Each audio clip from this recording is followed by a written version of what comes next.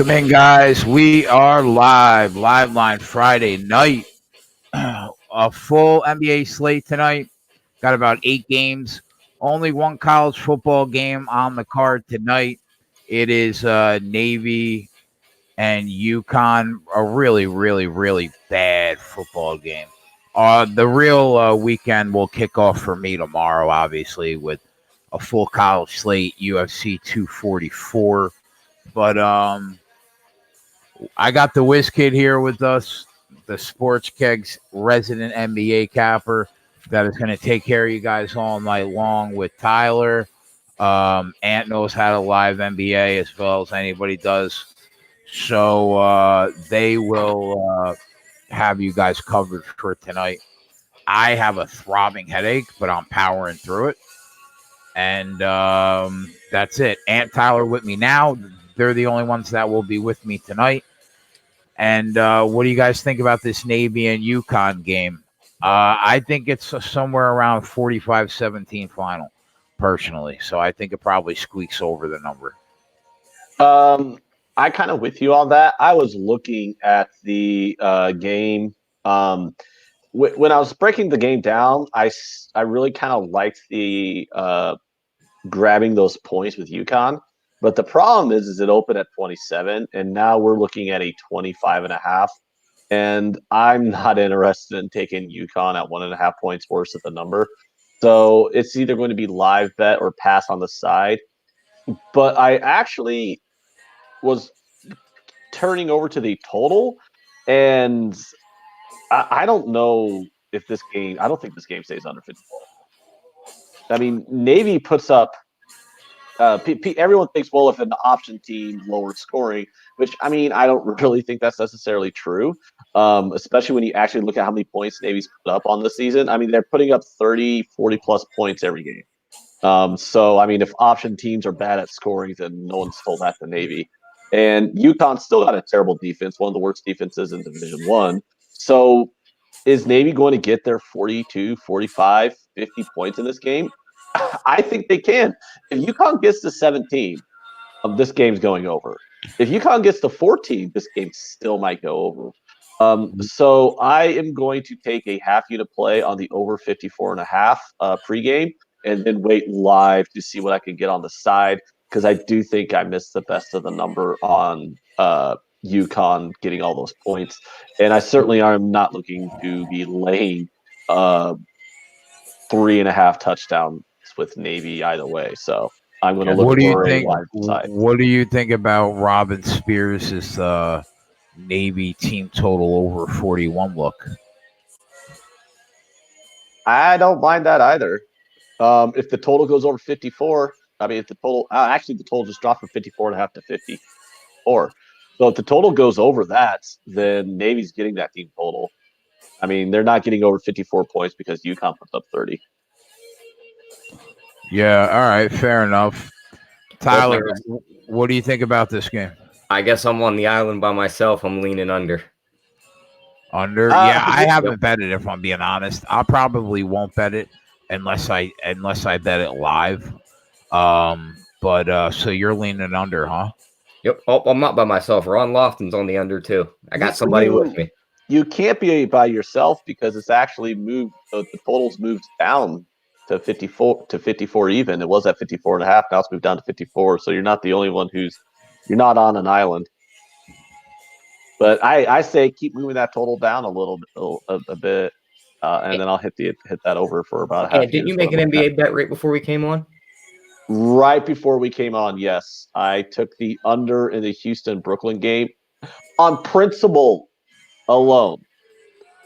How on earth? I mean, I'm sure a lot of people in the chat probably know what I'm talking about, but I think it wound up closing at 245. How the fuck do you? I mean, yes, I'm sure the game's probably going to wind up 128 to 120 or something like that, right? But how on earth do you pregame bet a total over 240 in an NBA game? So on principle alone, I took the under right before tip at under 245. 4 minutes in, there's 22 total points. I saw that. Total dropping. Let's see what we got live. It's at 245.5. All right. So I should have waited. I would have gotten an extra half point. Well, with a night that has one college football game and UConn is playing in that college football game, everybody that's tuned into the live line has tuned in for one reason, and it is to watch you go buck shit crazy tonight, Tyler, in the NBA. It's fine with me. Well, before we start, a lot of NBA talk. I don't want to hold it up too much, but I see someone mentioning the Colorado Avalanche money line. I actually do have 3 hockey plays that I bet today. Unfortunately, one of them's already started, so I can't give that out. But I am on the Avalanche game. I took the Avalanche at minus 135 earlier today. I do like getting the Avalanche at home, not juiced too high, like as long as they're below minus 150 up against a team that's worse than them. Dallas Stars are definitely worse than the Colorado Avalanche this year. Colorado Avalanche have a pretty good home ice advantage with the altitude and everything like that. And you're getting them below minus 150.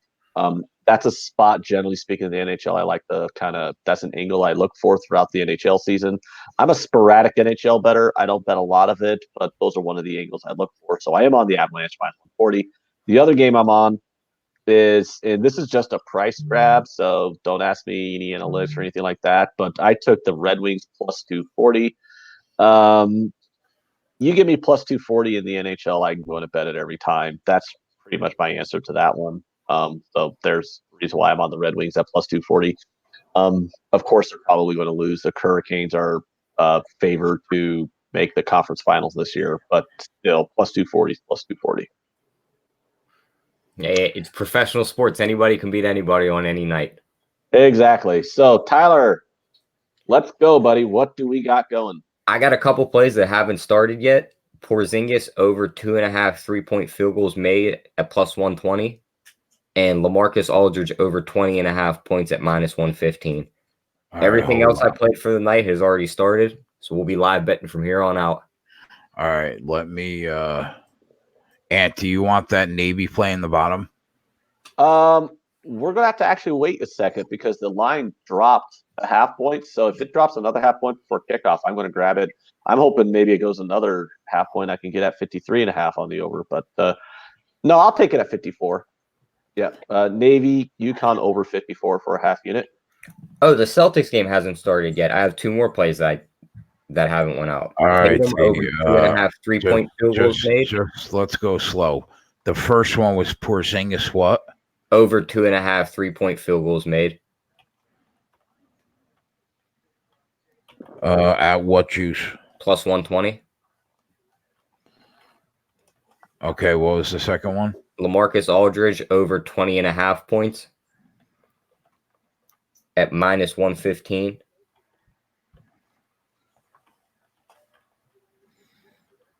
He types even slower when he's got a headache.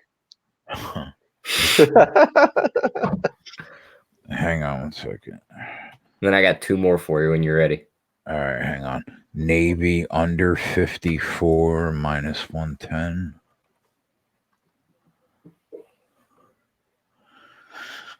Okay, what's the third one? Our boy RJ Barrett over 16.5 points. My guy. You like that RJ Barrett? It's my favorite team, man. Okay, so I do have a question because I was actually going to ask for your breakdown on this Knicks Celtics game. I am looking at a total or at a spread of 9. Now, you do not like betting spreads pregame in NBA, right? No, I took one today, and that was the Bucks, and that was just on their after loss trend from last year. Okay, what was the juice on the Barrett prop? Minus 115. All right, what's the last one? Tatum over 2.5 3-point field goals made. At what? Plus 146. All right.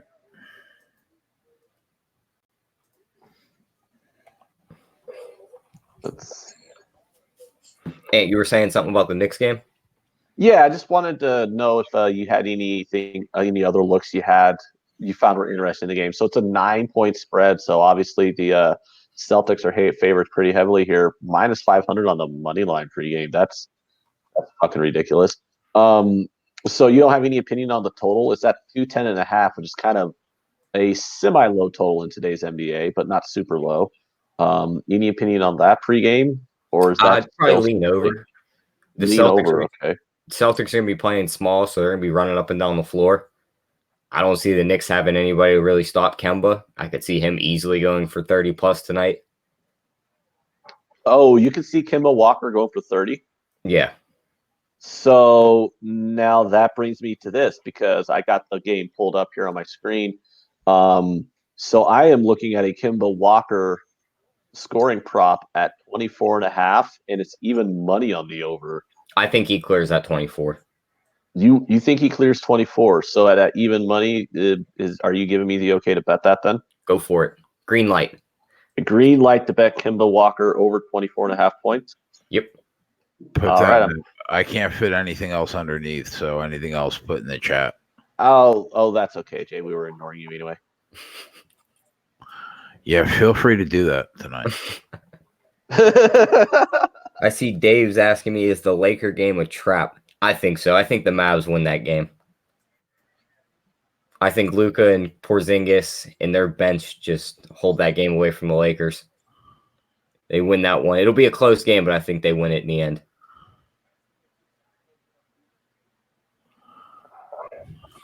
Hey, let me see. Rich G wants to know what the beer I'm drinking is tonight. Thank you for asking, Rich G. I am drinking German-style Kolsch from Zipline Brewing Company. Zipline Brewing Company is a local craft brewery out of Lincoln, Nebraska. Support all your craft breweries, people. Don't buy any of that Budweiser, Coors Light bullshit. Support your small local businesses. Any city you live in has probably a dozen craft breweries that you can select from. They're all in your grocery stores, and they're delicious. Speaking of Bud Light, Ant, did you see what Bud Light did for that guy at the game the other night?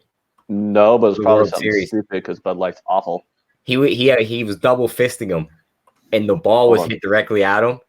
And instead of dropping the beers and trying to catch the ball, he just put his chest out and let the ball drill him right in the chest. Oh, I saw that. Yeah. And then they like flew him to the next game. Oh, really? That's funny. Jay, you have a typo. I want to take the over in the Navy game, not the under. Oh shit, my bad. Fat Fist asking for any CFL looks. Come on, Nick. You've been watching this show long enough. You know that the three of us are not betting Canadian football. That's Max's job. You're better than that. Yeah, Max is busy at his bar job tonight, so there will be no Canadian football talk tonight. We don't discuss that Tommy League around here. Coco Bongo's got to play for us in CFL. He's only under 50.5. Which one though? Yeah, I don't know. I don't know if there's one game or if there's multiple games. Al Mack asked if he can come hang out tomorrow night to watch UFC 244 with Ant and me and Dave. So I said I didn't mind. So I'm sure if there's Canadian football tomorrow, you guys will be able to bet your hearts out. Al probably has about 4,500 Canadian football plays if there's a game tomorrow. Oh my, that's funny to anybody who follows Almac's Twitter feed and sees his volume. Rich G enjoys the way I say Coors. I'm not really sure why. What else we have in the chat?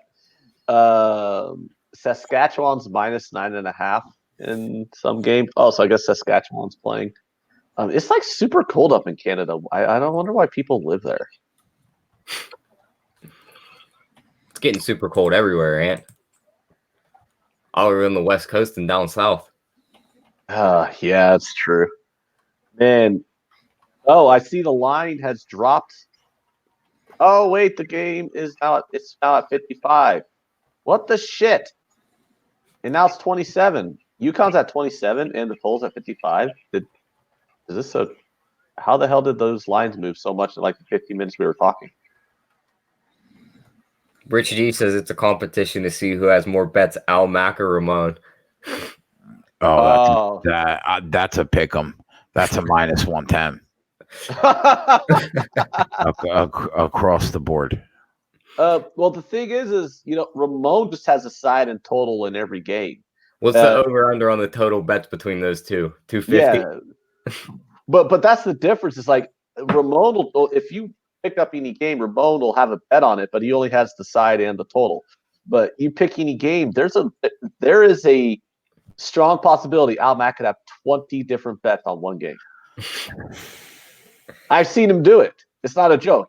He'll have like 4 different players with 5 different props on each player, and then he'll have like 3 different teasers in the same game, and then it's parlayed with this and that and the other, and then he has first half, second half, first quarter, second quarter totals and shit like that. I mean, I've seen his breakdowns, man. I don't know how he keeps track of all of it, but good for him. Yeah. Shout out to Tyler. After we ended the show last night, both those Ingram props cashed while we were off the air. Oh, so we ended up cashing 8 winners yesterday. SBR sent out. One of them was plus 182 too. Yep. And we got that 3-pointer late in that game, Jay. Oh, shout out to me. Yeah, it was like fourth quarter, like 3 shout minutes out to me left. that sack prop hit. Shout out to you. You can't say shout out to yourself, bro. Yeah, that's not how it works. I did. I don't give a fuck how you think it works. You're getting a little spunky. Is that aspirin kicking in? No. keep talking. But no, that sack prop hit, which is like that was pretty cool. The sack prop, yeah. Somebody actually called it a loser on the show last night, and Tyler was like, there's only been 4 sacks, it's not a loser yet. And then it ended up with 4 in the end. Yeah, I don't know, man. I mean, you can't drop plus money on an over 5.5 on a sack prop. I mean, the average game only has 4 or 5 sacks. How the fuck do you have plus money on an over 5.5? Especially when the one quarterback runs like a 4.40 and he's just gonna run away from everybody. He gets close to him, right? Let me check out. So Chris Kopek in the chat says before we were talking, it was at 55, the over under the Navy game, and at Navy 26.5. So man, this is what happens. Seriously, this is what happens when it's the lone game on a Friday night. Is you have a ton of movement, and like there should never be this much movement in a UConn Navy game. But I mean, when we were talking like literally a half hour ago, it was 25.5, and now it's up to 27. And then it was at 55, it dropped to 54.5, then it dropped to 54, and now it's back up to 55. I mean, how do you have this much line movement on a shitbag game? Oh, that's right. It's the only game on a Friday night. Yep. Everyone's staring at it on their card. Yeah, exactly. But now, Perfect Rotation says, Ant, you never shout out yourself. I know that. I'm being a douche. That's like part of the character. But that is true. You don't shout out yourself. But anywho's, so at this point now, I think I just got to take UConn at plus 27 because I think that's the way to go. That or the under. Well, I wanted UConn at plus 27 earlier in the week, but then it dropped to 26 and then 25.5. And I'm like, well, I'm not going to bet the worst of the number, but now it's back up to what the opening number was. So I mean, there we go. UConn 20 plus 27. I'm going to put that in. And now I don't know if I want the over anymore because, I mean, I like the over at 54, but, I'm a little bit of a point whore here. I'm not exactly going to bet it now that's 55 again. So, whatever. I'll leave the total alone, but I just grabbed UConn at plus 27. That's definitely a hold your nose and bet it type bet because, like, sweet baby Christ, who the hell is really proud of betting UConn? Am I wrong, Tyler? That's one of the ones you bet when they ask you if you bet. You're like, nah, I didn't bet that game. I left that game alone. It's a degenerate game. It's but some of my best wins are those hold my nose and take them. I mean, I think Rutgers over the last year and a half has been the most profitable team for me to bet.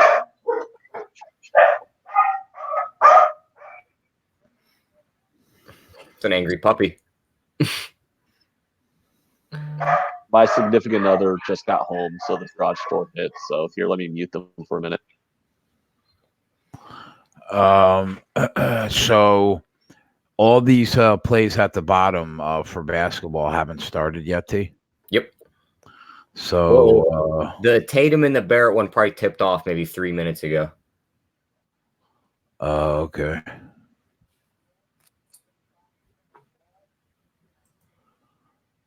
Bucks are up 4 at half, or not at half at the end of the first. Cavs are up 7 in the second. Kevin Love's already up to 16 on that points, rebounds, and assists. We need 34. You sent that out on Twitter? Yeah, I sent that one out. So what's your what's like your favorite 2 plays that haven't started yet? Probably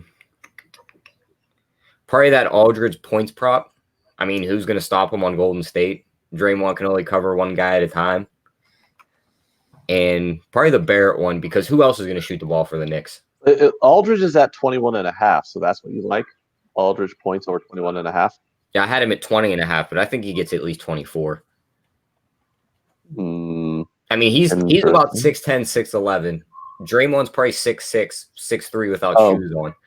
So Fat Fist is being man enough to ask a question that I'm not man enough to ask because, like, on half these guys, I was in the same boat as him. But he would like you to say what teams these guys are on. So that way he knows what games to bet because he doesn't know half these players. And to be perfectly honest with you, until you said who's Golden State going to guard, that's how I do all of them. And it's like, I have no idea who's playing who. I can live bet NBA, I can read line movements and game of pace of play stuff, but you asked me to who's on these rosters. I don't fuck. All right, the Knicks game didn't start, so I got Barrett in at 16.5. There we go. Yeah, Zinger is Porzingis. Yeah. All right, so Aldridge is on the Spurs. So you still like him at 21.5? Because I get 21.5 at -110. You got him at 20.5 at -115. So that's virtually the same. I mean, when you account for the juice and the point difference. Yeah, I think he scores 23 to 27 points tonight. Okay, I'm putting that in there. They'll also be without one of their point guards, DeJounte Murray, because he's resting after that back-to-back that they played last night. Okay, we're down to 240.5 live total in this Rockets game. So should I hit the over now and go for a 5-point middle on a total of between 240 and 245? I would wait and try and get that middle a little bigger. Ant loves that middle. I know. I was being facetious. Obviously, I'm not going for 5-point middles, but I thought that would be funny to throw that out there. But yeah, you're right. I do love middles. Haven't you ever hit a middle before? Live betting totals in the NBA. It's like literally the most orgasmic thing outside of sex. Like you live bet a middle, or you middle a total live betting the NBA. It's like the most awesome FU to the bookie. Yep. How many 3-point shots has Porzingis taking a game, D? He's taking like 7 to 10 a game. Perfect rotations on the same under that I'm on. Yeah, perfect. Here, Jay, I'll read you his last 3 games, how many threes he's taken. In his last game, he shot 8 threes.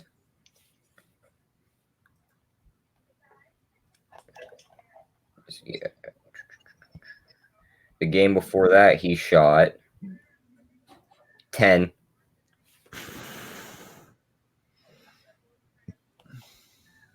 Yeah, Fat Fist. Aldridge is on the Spurs. And the third game before that, he shot 5 and made 3. So he's taking the 3-pointers. That's why I'm surprised that's at a plus number. All right, I'm gonna tail that too because that makes sense. It's the same thing like Brandon Ingram last night. Why is that a plus price? Doesn't make any sense to me. But I'll take it.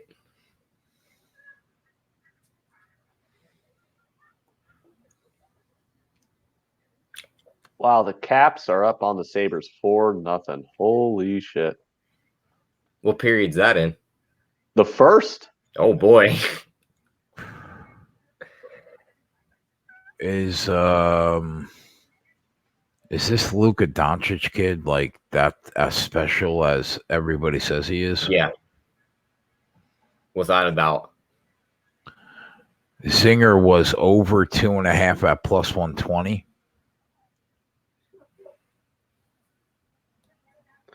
Okay, this Celtics Knicks game's ticked off. Oh, Tyler, these Bucks are starting to pull away, man. They're up. There you The go. live line's now 10.5.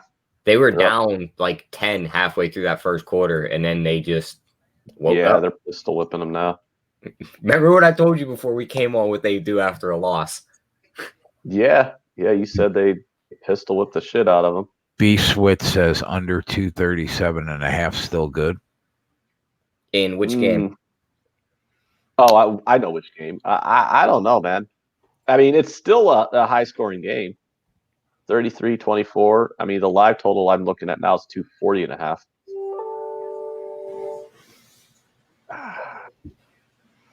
I think it's scary to.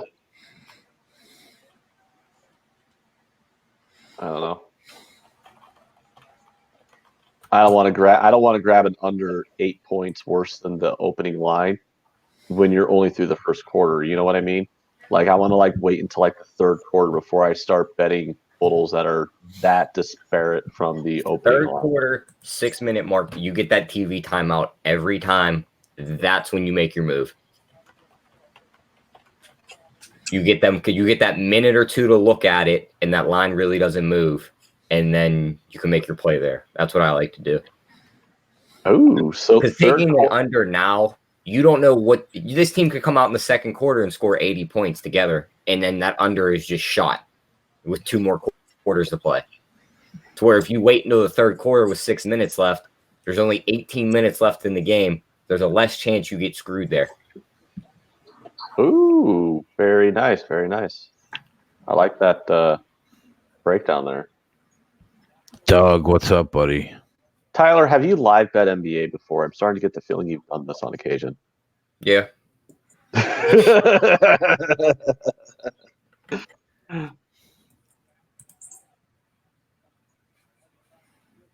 All right, so we got some other games going on. There's the Pacers Cavs. Is there anything you're interested there, Tyler? I had Kevin Love's points, rebounds, and assists there over 33.5. I think he's already sitting at 15 or 16, so we're looking good there.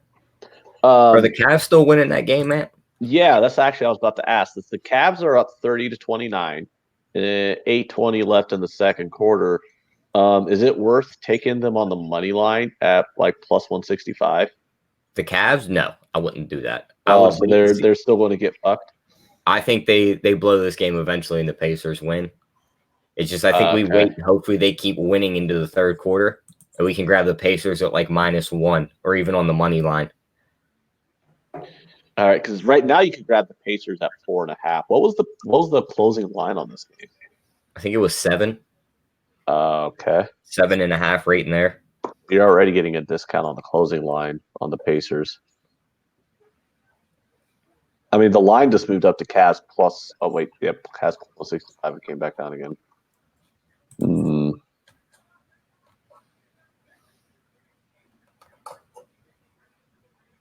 Yeah, I'm seeing Pacers money line that one at -205. I'm looking at -225, but that's because my book sucks compared to yours, apparently. Wow, the Bucks are really pouring it on now, buddy. They're up 18. There we go. Run that score up. I mean, if they run the score up enough, we can come back the other way, plus 20. We got 1 3-pointer out of Jason Tatum already, and we are 4 minutes into the game.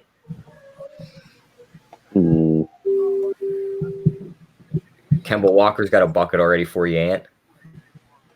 Go Kemba. He was on the Huskies the last time they were any good, wasn't he? He made his run, and then there was another guy, Shabazz Napier, who was there, and they made their run.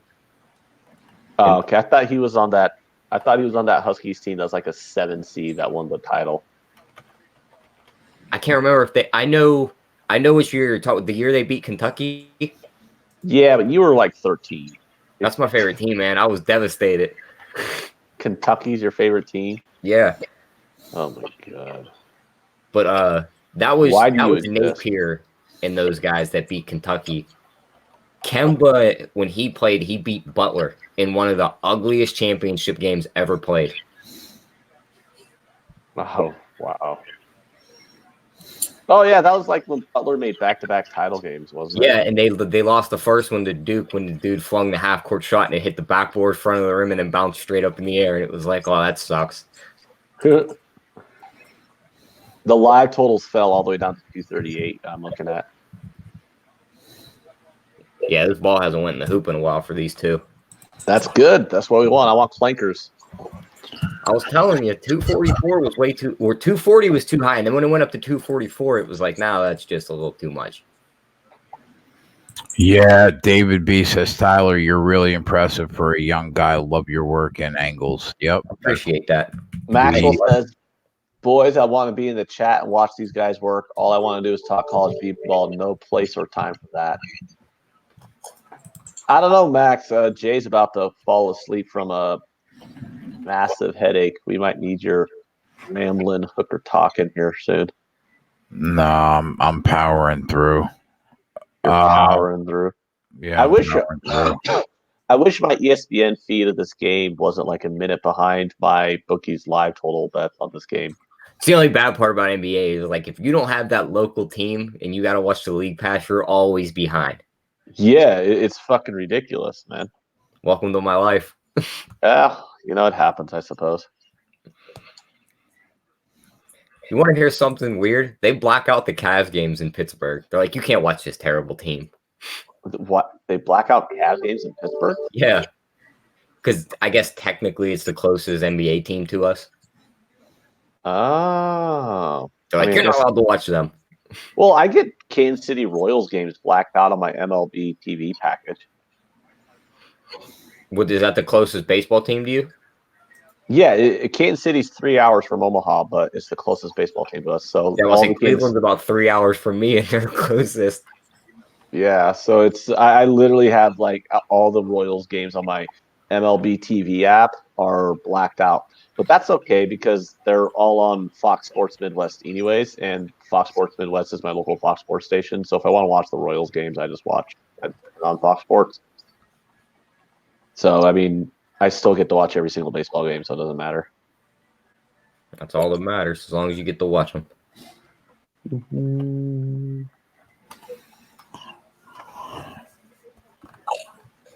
Yeah, Tyler would not be on the show with us if he didn't know his shit. The Bucks are up by almost. Oh wait, they were up by 20, but it looks like Orlando hit a 3. Man, I want the Bucks to just boat race this team.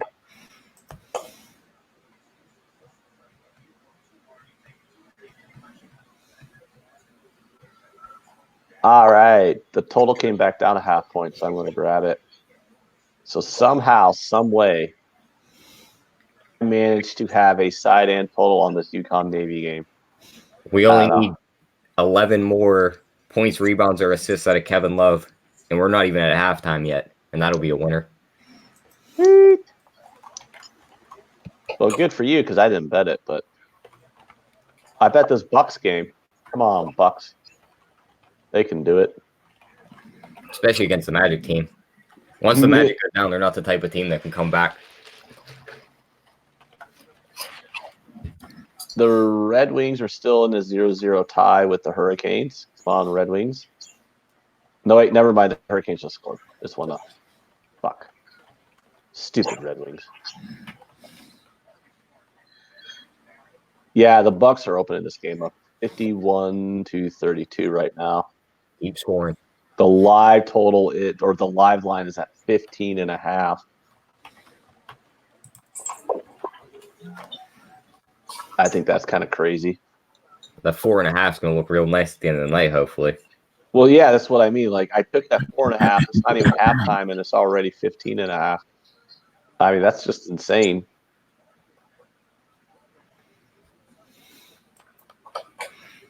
What time does the UConn game start? Is that started yet? No, it starts at 7, Jay, on ESPN2.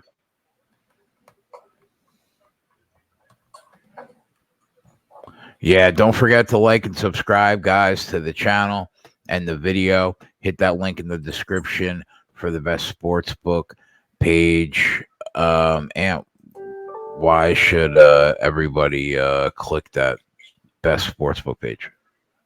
Because your only risk should be your bet and not your sports book. Tell them, man. That's right. That's right. Everybody knows SBR's been making their bones betting the best sports books in the business for everybody to make sure that you guys get paid and you don't have to deal with the bullshit of there's nothing worse than a fugazi book that doesn't pay you when you win. It's the worst. Jason's like, oh, It is. It's terrible. I've never had to deal with the sportsbook not paying me when I win.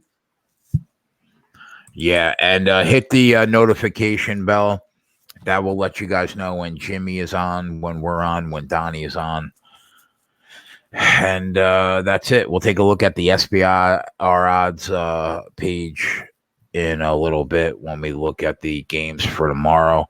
Best odds page in the business. But you know what I'm going to be looking at is the Bucks second half team total. They might hang like a low 50s number. I mean, they're already at 56 with over 4 minutes, still over 4 minutes left in this half.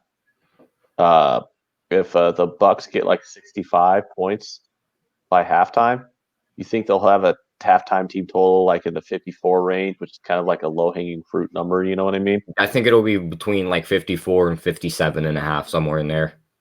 Oh, you think they'll get real crazy with it? Yeah. They're probably projecting this team to score like 115 to 120 right now. Mm-hmm. EJV and Rich are talking about I wish I could have had points, rebounds, and assists prop. That's such a common prop in NBA player props. What book do you guys use? I don't have it on my local book. I usually just have points props for the main players. I'll get points, rebounds, assist props in the playoffs for like say Steph Curry or LeBron or something like that. But I don't have it for like every single game. You won't be getting any Steph Curry props this playoff season. Yeah, isn't he out for the season now? He's out for 3 months, but they ain't making the playoffs. Oh my God. And they're probably going to pull the Spurs, what the Spurs did back in the 90s when their best player went down. And then they drafted Tim Duncan. And then So did Tyler just short out on us? He might have, yeah. Well, I got like a screen cap of him at the moment. Yeah. Like He looks smiling. happy. He looks kind of happy in that screenshot. Yeah, he's getting to talk about the NBA. All right. He's like a pig in shit. All right. All right. all right, I'm back. Oh, you're back. Yay. My internet decided to fart. Well, that happens. Maxwell Smart, how are we today? Okay, where'd I leave off at? What were we talking about?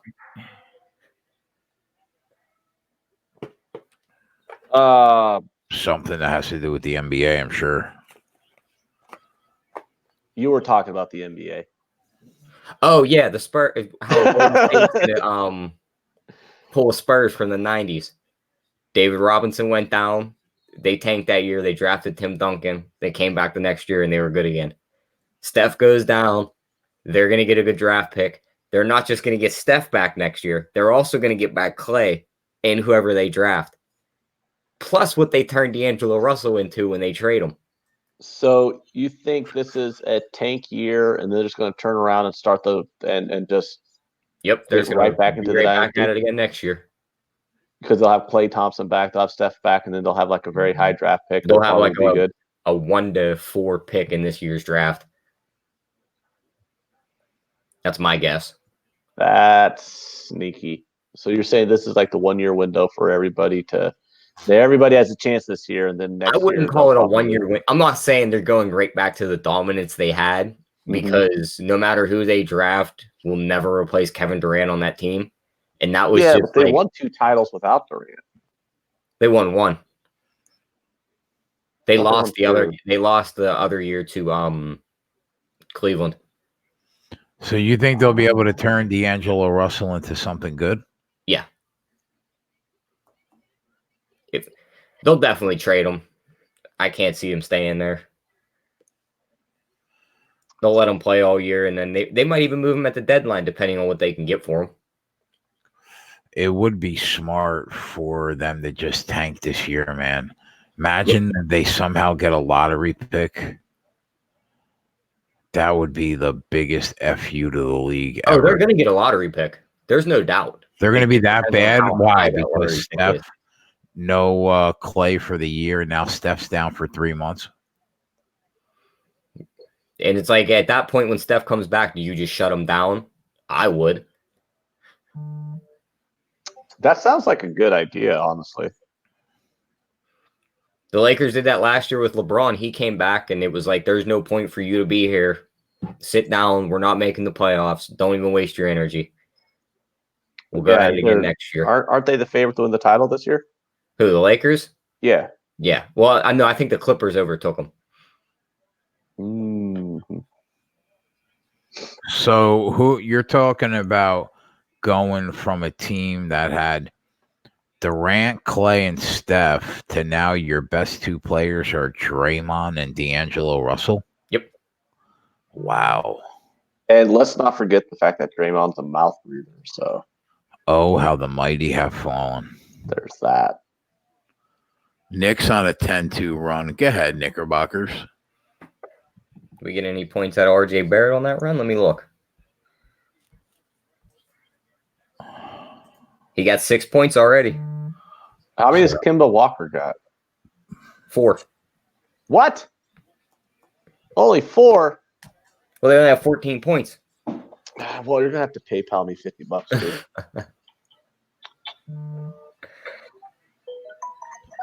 I really want to find a way to get on this Navy game, but the Bucks are up 62-39.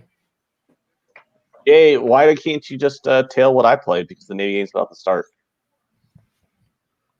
Take that over 54 and a half. I have a feeling that we're going to be able to get a better number live. You say that on every game, no matter what. It's true. You literally say that every single game. We could get a better number live. And we got a then minute. We get and then 3 hours later, after it's a blowout, you're like, I was never able to get a better number. I should have just did the game. I think you made a good call, even though they're down a goal. Taking Detroit at that big plus price. Oh yeah, I probably would have done that too.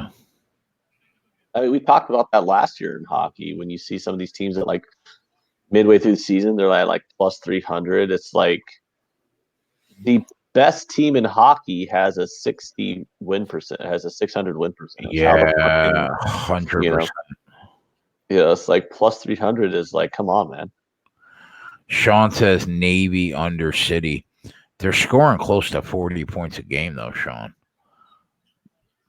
Yeah, that was my point. It's like everyone just goes, "Oh, this is going to be an under," because people just, for some reason, there's like this, there's a thing where people think, "Oh, an option run attack, they're not going to score that many points." And I don't know, like it's well documented. I'm from Nebraska. You know what I watched during the entire 1990s? An option team put up 70.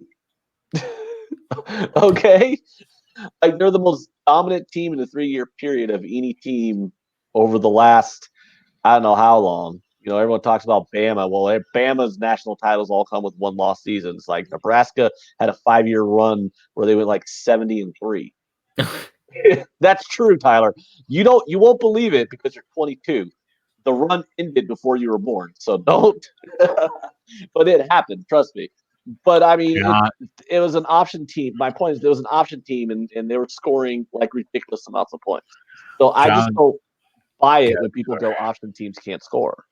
I mean, look at Navy. They put up 40 all the time this year, and they're an option team. John Nelson says that Navy might not punt in this game. If Navy, Definitely possible. That's John how I Nelson feel about might be any right. team that plays Akron. They're not punting. They just go right down the field and score. John Nelson might be right. I'm probably going to be crying by the end of the day when I about my plus 27 ticket that I got on UConn. But I mean, you know, it's whatever. Like I said, so hold your nose and take a bet. Max But- says Nebraska was never dominant. That's an urban legend. I mean, Max is just trolling, but okay. Max, what are your two favorite? I think Max just retracted that. He did. I didn't even get to see that message again so fast. He retracted the statement. What are your two favorite FCS looks tomorrow, Max? Because you're not going to be on with me.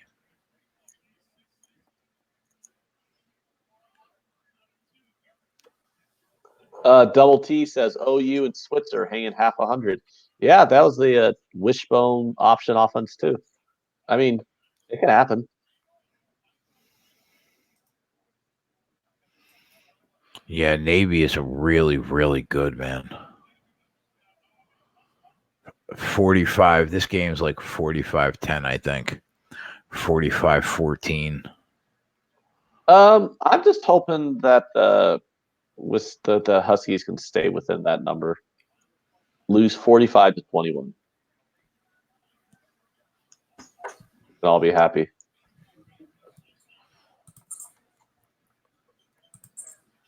Yeah, Max is like, I'm just trolling it. I know that, Max. I know that. Sean says, back in the day, the Huskers ruled.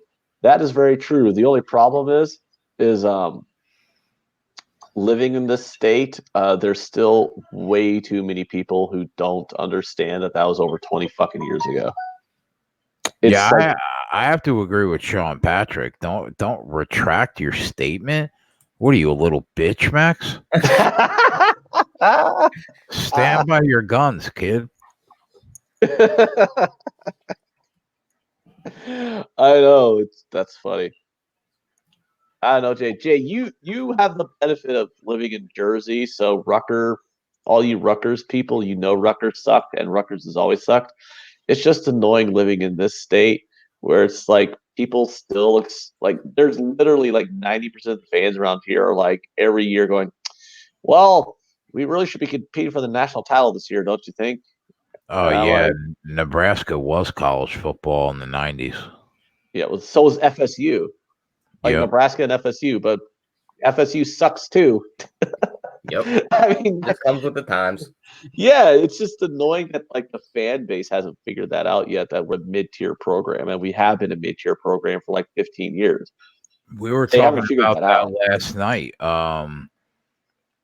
That Bobby Bowden Steve Spurrier game, that Florida State game, like the national championship went through that game.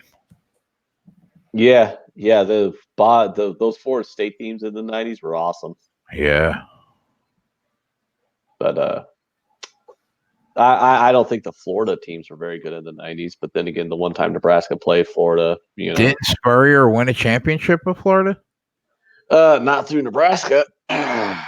Spurrier kind of got dick rolled by the Huskers. Biggest blowout in number 1 versus number 2 in history. See what we can get this second quarter line at in the Knicks game. Yeah, let's stop talking about games from 25 years ago. we got work to do, guys. Our viewer count's going down by the second. Listen, everybody will be happy tomorrow when they're cashing those UFC and college football tickets. All right, Tyler, you want to take a smidge of a look? Why did I say smidge? Whatever. You want to take a gander over at these? Who the fuck says the word smidge? Just a smidge. Shut the fuck up, Jay. Who the fuck says half the stuff you say? Easy. Parmigiana. It's Parmesan, dude. It's fucking Parmesan cheese. Quit acting like No, you're fucking you eating see what I high-quality mean? This is what I mean about ignorant people.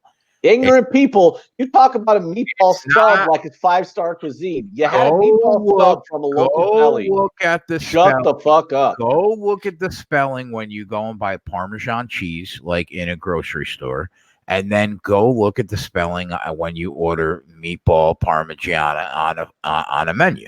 They're spelled differently. They're two different words. But you freaking people in Nebraska, you just lump it all into one word.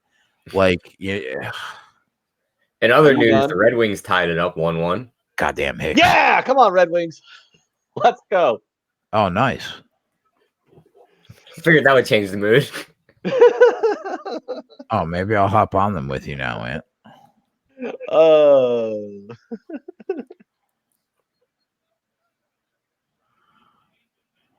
Rich G says, you guys need a flashlight or something when there's a live NBA play. I'm playing Call of Duty. Need to catch my attention.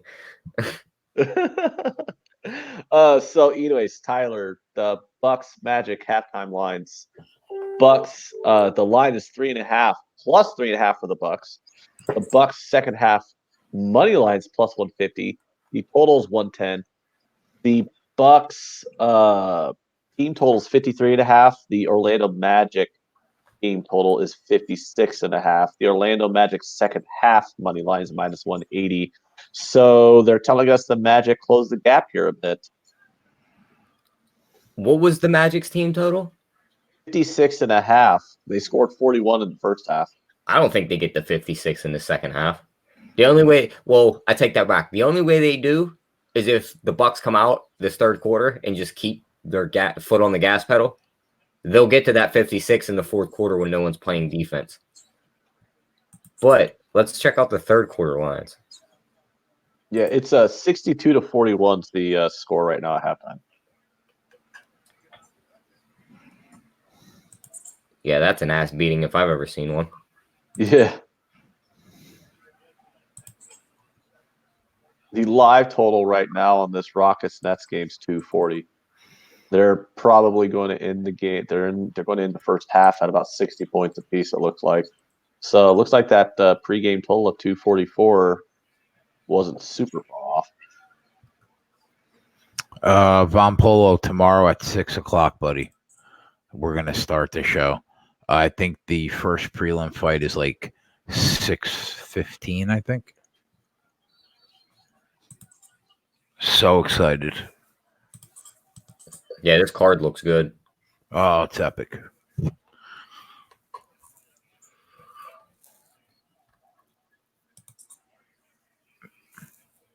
Every fight from about halfway through the early prelims would headline a normal UFC fight night card. Not a pay-per-view, but like a normal UFC fight night. Yeah. Every fight could headline a card. So what you're saying is it's a good card? Best card of the year, yeah. I'm surprised they didn't save it for New Year's Eve. Normally, New Year's Eve is the best card of the year. Oh, really? Yeah. Interesting. I read that the boxing match is on tomorrow, the Canelo Kovalev or whatever his name is. Yeah. That they like came to an agreement with the UFC that fight's not going on until after Diaz and Masvidal finish. Well, that's like head to head. That's like 1 a.m. That's going to be a late fight. The Pacers Cavs game is 42-37 at the half. So you're saying it's low scoring? That's exactly what I'm saying. Holy shit. 79 first half points. Second half total is 110. I mean, do they turn it around or do they just keep throwing up bricks? Indiana's a tough arena to play in, and I mean, we all know what the Cavs can do. They could just shut off and miss the rest of their shots. So you like an under 110 in the second half? Yeah, I like that. Enough to bet it, or just to like it? I like it. I'm not going to bet it. I got to wait 6 more minutes into the game before I make a move on them unders or overs, Ant. Okay. That's my time of attack. Third quarter, 6-minute mark. Eric said that fight is fixed. Isn't Canelo like the truth? He beat Gennady Golovkin, didn't he? I think he won one, and I think they fought like 3 times already, or Twice. I think one was a draw, wasn't it? And then he won the other one. yeah, you might be right. I know one came to a draw at least. Yeah. Houston, Brooklyn's at half.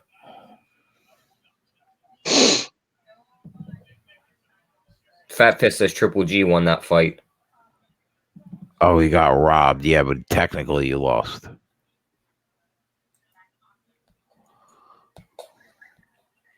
Pistons and the Bulls just tipped off.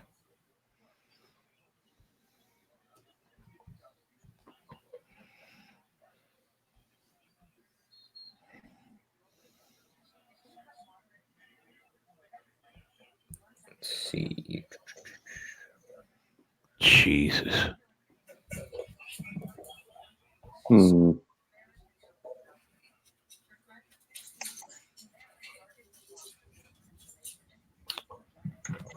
What's it like to sign a $365 million contract? You could ask Bryce Harper.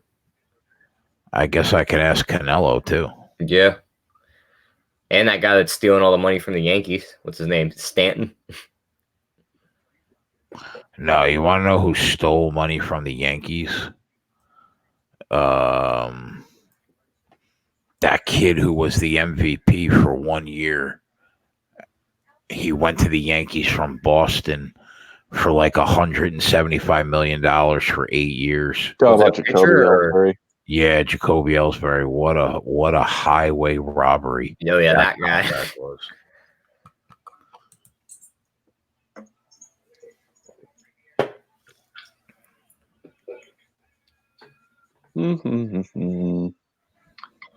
So we already have one touchdown from Navy, so now we just want a touchdown from UConn, don't we? That was fast. I mean, it wasn't like amazingly fast. It was like 1 minute into the game. I mean, it was a 4-minute drive.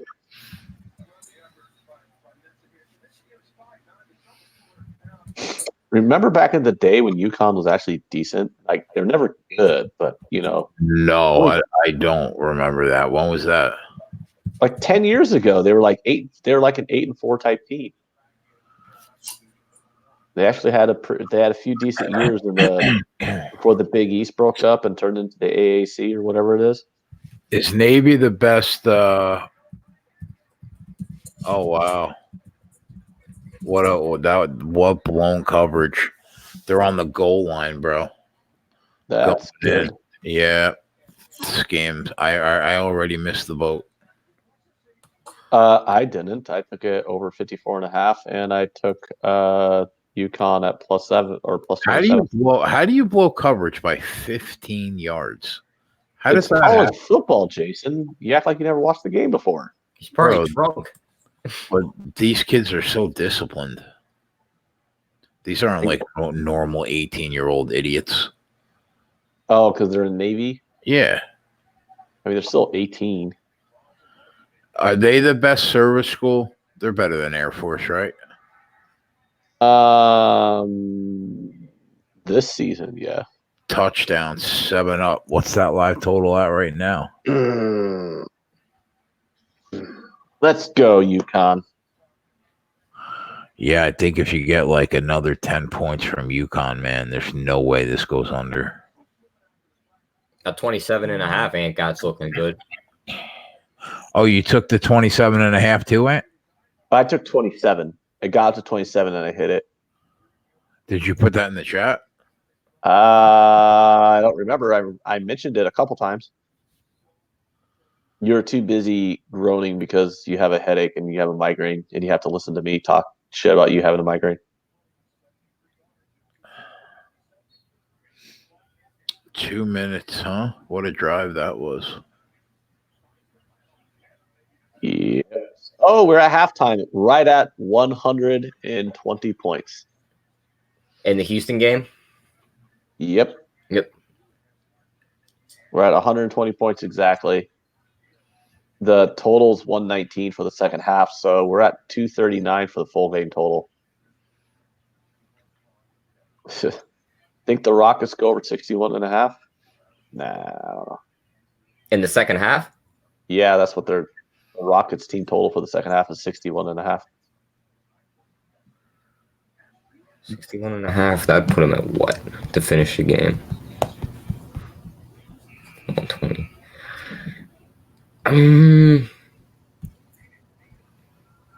I'd lean under, but I'm not going to play it.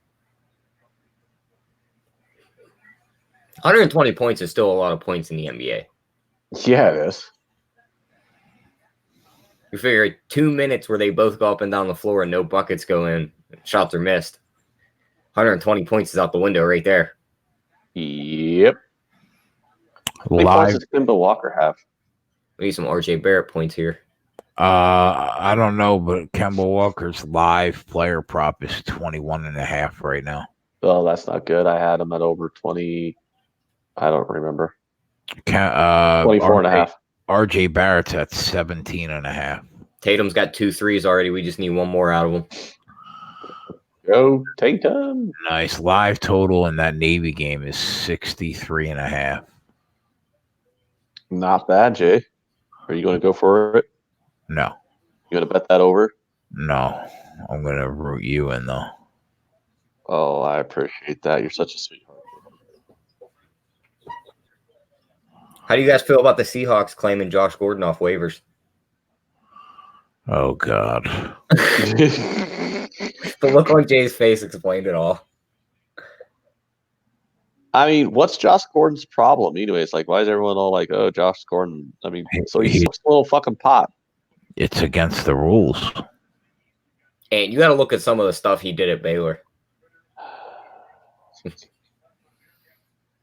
I mean, rules are meant to be broken, Jason. I don't think that there's. I mean, well, why did he get the boot the last time off the Patriots? It wasn't because he violated the rules, right? They put him on short-term IR, which meant when he came back, they had to release him. So that's why he was released the moment he came back. There was no reasoning. There was no reason behind it. It was that was the reason. Like, he didn't get caught doing anything from what I know of. Joe, I looked at that game long and hard this week, and I couldn't back them. I didn't take Tampa Bay, but I couldn't back the Hawks. Like, all the players smoke weed, though. That's my point. Plus, it's legal in half the states. Yeah, like, how do the Nuggets feel about that? Like, playing in Denver, it's all illegal. They're like, you can't do that. Oh, it's they'll give these guys opioid prescriptions so they can get hooked on heroin later on in life. But heaven forbid they smoke a little pot, right? That's a bad thing, man. You are not allowed to do that. Eventually, I'm sure eventually it'll be legal. Yeah. And Double T coming in. UConn did play in the 2011 Fiesta Bowl. That's what I was thinking of. Was like they had some pretty good years with the Big East back. Oh man, RK, I have so many thoughts about this NFL card this week. Yeah. Well, why don't you share some of them? Jay, Pat's money line minus 160 a steal. Such a tough game, man, because I'm not high on the Ravens, but the Baltimore Ravens are going to present some problems that the New England Patriots have not seen this year. This will be the first quarterback that will be able to break contain against them, no matter what they try to do. It's going to be the first team that I think they're playing with a winning record. Other than Buffalo all year, yeah. So and they probably should have lost that Buffalo game. That was an ugly game. Two things that have kept me off the Ravens. They're one of the worst team in yards per play given up to opponent offenses in the league. And number two, Bill Belichick is 22-0 against quarterbacks in their first or second year. He absolutely shits all over inexperienced quarterbacks. They can't beat him. So those are the two reasons why I haven't pulled the trigger on the Ravens, but I lean the Ravens with at the hook. If you're getting 3.5 at home, I lean the Ravens, but I haven't bet it.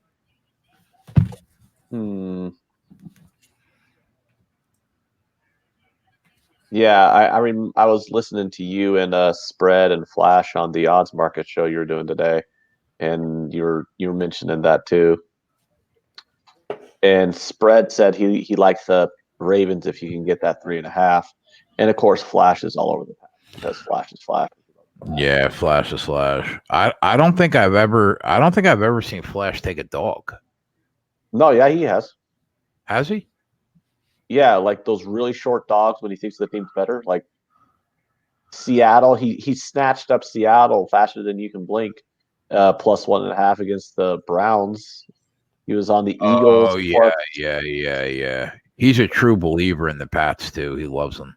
We're up to 9 I points. mean, well, they ain't actually proven them wrong yet, have they? The Pats are the Rich, Packers.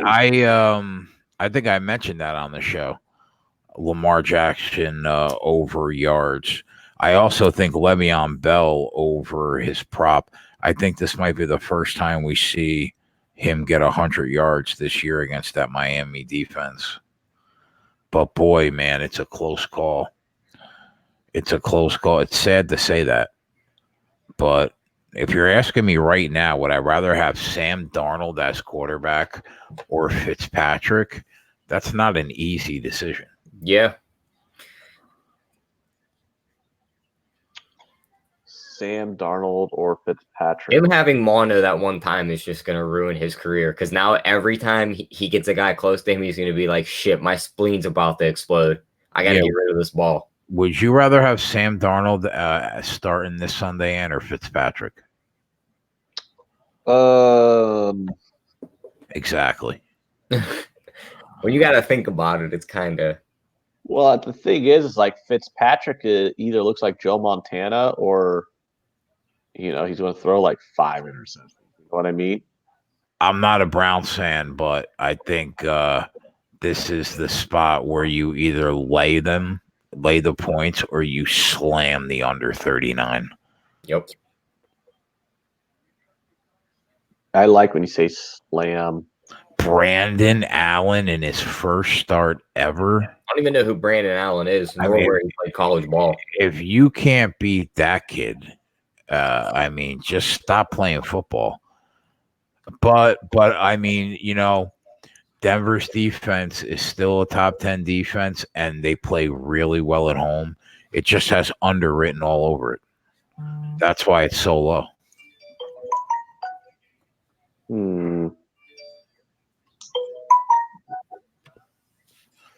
EJB, I agree.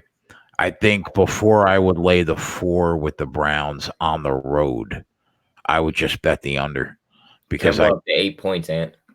I don't know how Denver scores, and I don't know. I think that the Denver defense will be able to contain that Browns offense. Well, who has 8 points? What was that?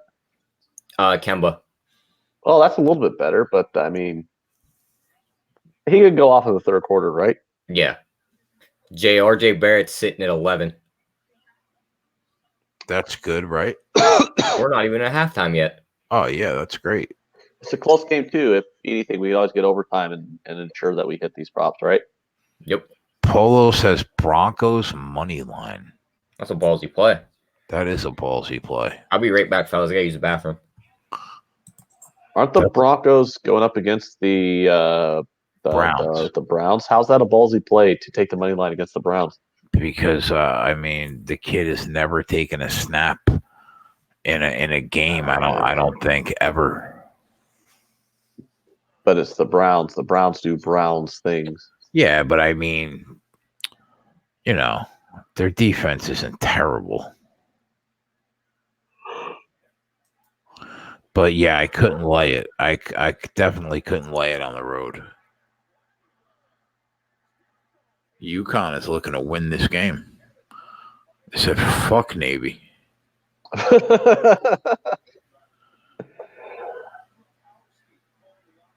That's what I want to see.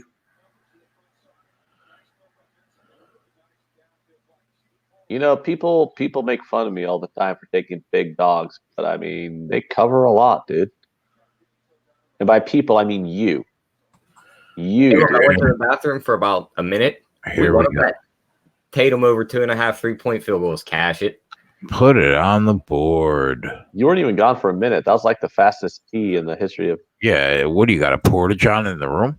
No, the toilet's across the hallway. I just opened the door. Jay, 10 steps. Jay could take a lesson. Jay'd be like, "Oh, I got to go hit the head," and then like 35 minutes later, he comes back. It's like, dude, what do you got? Like a prostate issue or something? I mean, you were gone for 35 minutes. Did you walk across the street to your neighbor's bathroom because you don't have working plumbing? Like, what the fuck? Well, Jay's got to take a break here. Now he's always on the show for like 5 hours. Would you stop 30-minute cutting break. him slack, Tyler? Yeah, Tyler. See, me and you live in reality, right? And Ant lives out in space. I mean, isn't that what we call Nebraska?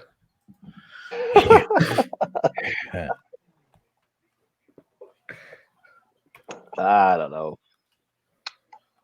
Around here, I just call it boring. But thank God for the NFL this year, man. Ugh.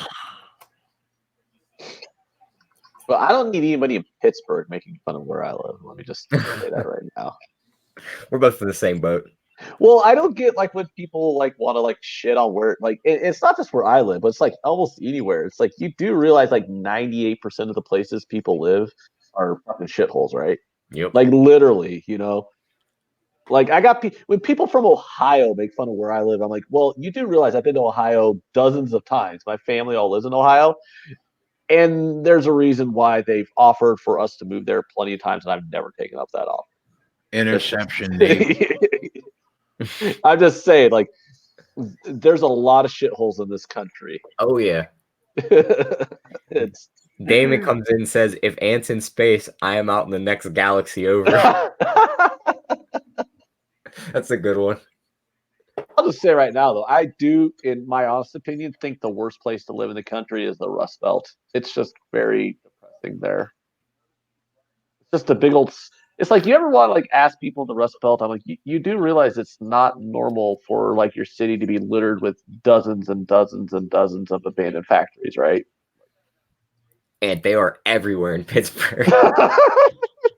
I'm like, wow, this is some great scenery here. On this block, there's an abandoned factory. On the next block, there's an abandoned factory.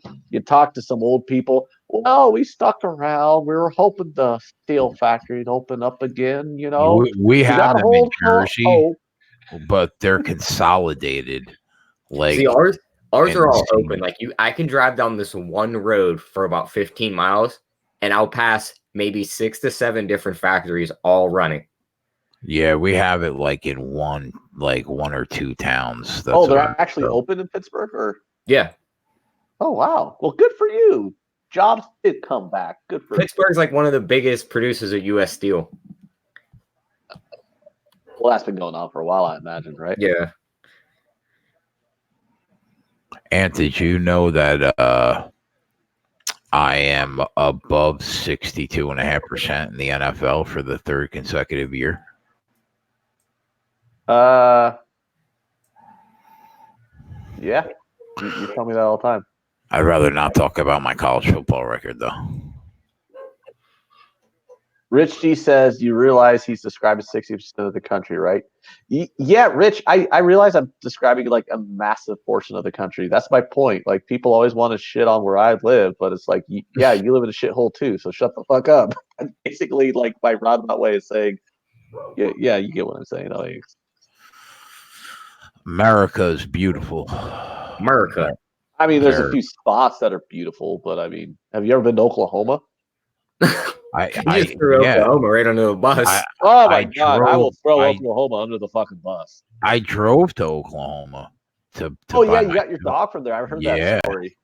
I had to call like the state animal cruelty division, get this guy locked up. Oh, the craziest thing is, like, if you've ever been to Oklahoma City, it is the weirdest built city on the planet, man.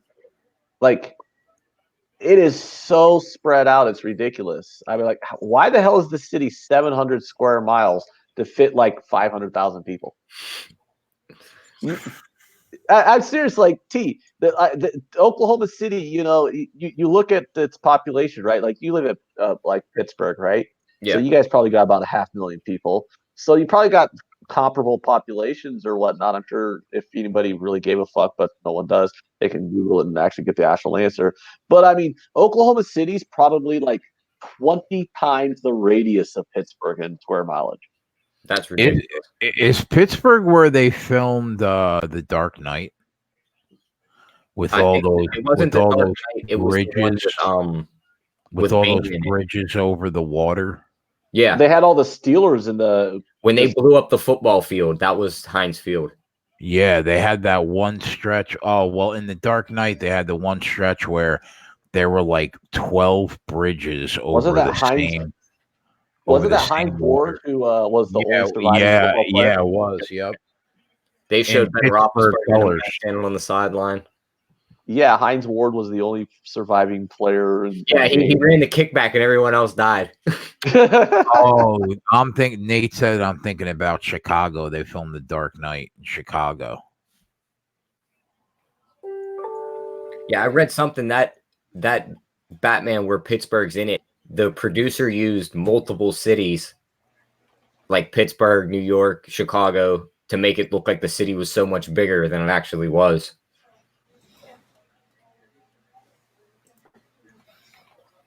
Joe Flacco's done for the year. Is he really? I thought it was only going to be out a couple weeks. No, that bulging disc in his neck is going to put him out. Yeah, I know all about that. Not fun. Does Drew Lock win the job when he gets back?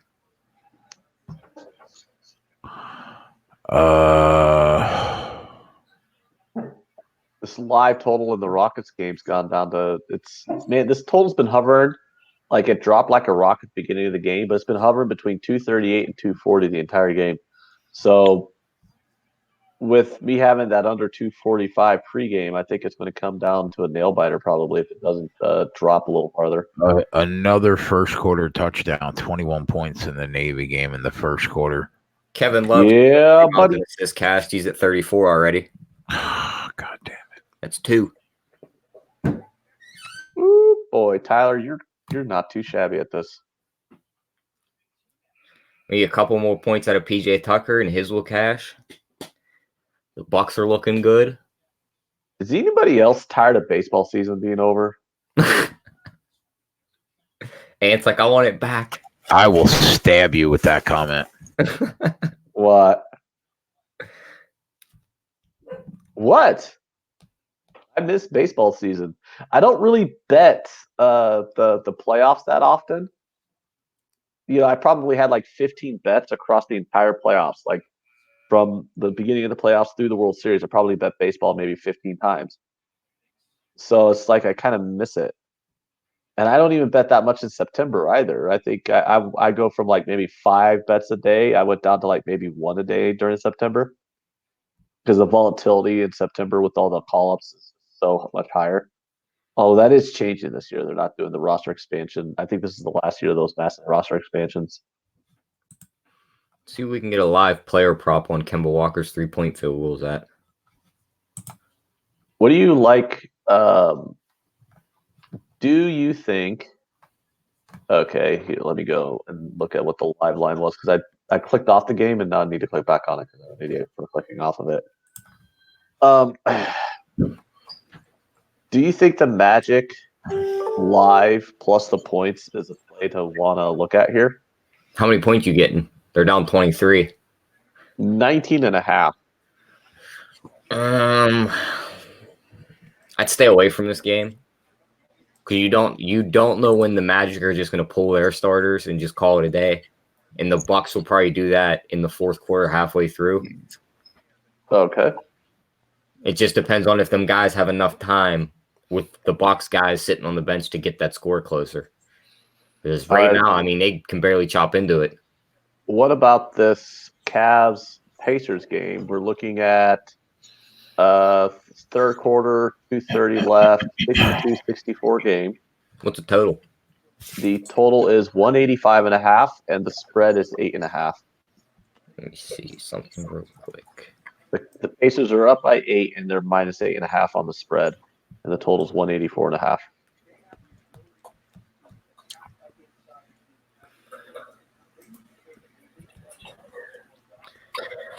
I'd lean that under. I'm not going to bet it. Most underrated Halloween cookie? Oreo. Halloween Oreo. I haven't eaten an Oreo in like 3 years. Oh my God, that's blasphemy. I'm not a big fan. How dare you? Oreos are tasty, but along with Tyler, like I don't eat them that often. So Like, I have to be at someone else's house and like open their cabinet and be like, "Oh, this is the only snack you got," and I'm gonna eat it. You just walk into somebody's house and open a cabinet? That's the first thing I do when I go in everyone's house. What are you, a savage? no, What kind of food you got for me? He's just making himself at home, Jay. Would you grow up in a barn? No, he grew up In with Pittsburgh. he grew up with people who are courteous to their guests. Listen, Make yourself at home. Yeah, make yourself at home doesn't really mean make yourself at home. It means sit down, and if you want something, I'll get it for you. Well, maybe in Jersey where everyone's fucking rude. I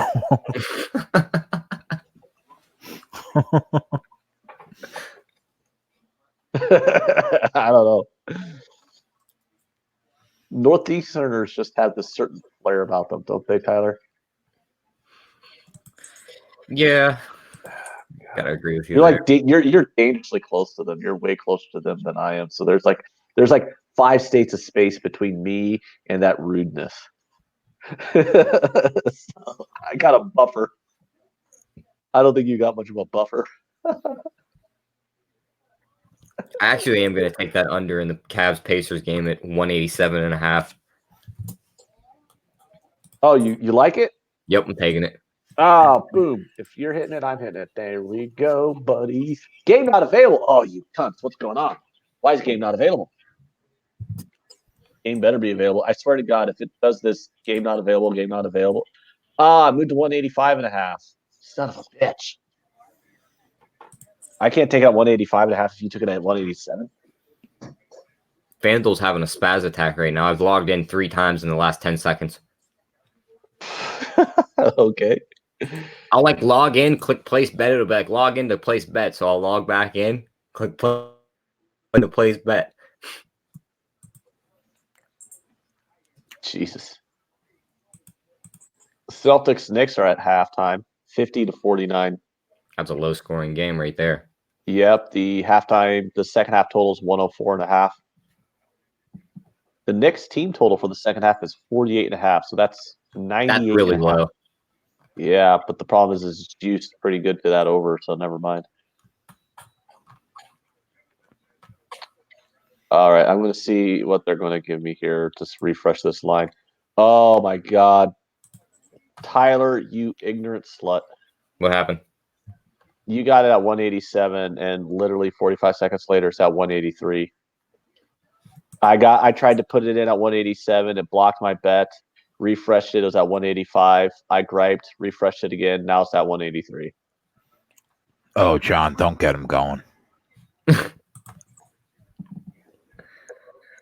John wants to know if I'm on any soccer tomorrow. Well, since you asked, I try not to bring it up because Jay hates it. But since you asked, John, Here we go. I am on soccer tomorrow. EPL Burnley plus a quarter of a goal. That means I have half my bet split between draw no bet and draw double chance. I'm also on the Wolverhampton Wanderers against Arsenal plus a half goal, also known as draw double chance at even money. I tailed Dave bets on the Leeds United Queen's Park Rangers under 2.5 at plus 110. I also have 5 draws in championship tomorrow. Brentford Huddersfield Town, draw plus 320. Derby County Millsboro, draw plus 210. Fulham Hull City, plus 310. Leeds QPR plus 310. Luton Town, Nottingham Forest plus 240. I also have some other plays I've been looking at as well. Can't wait.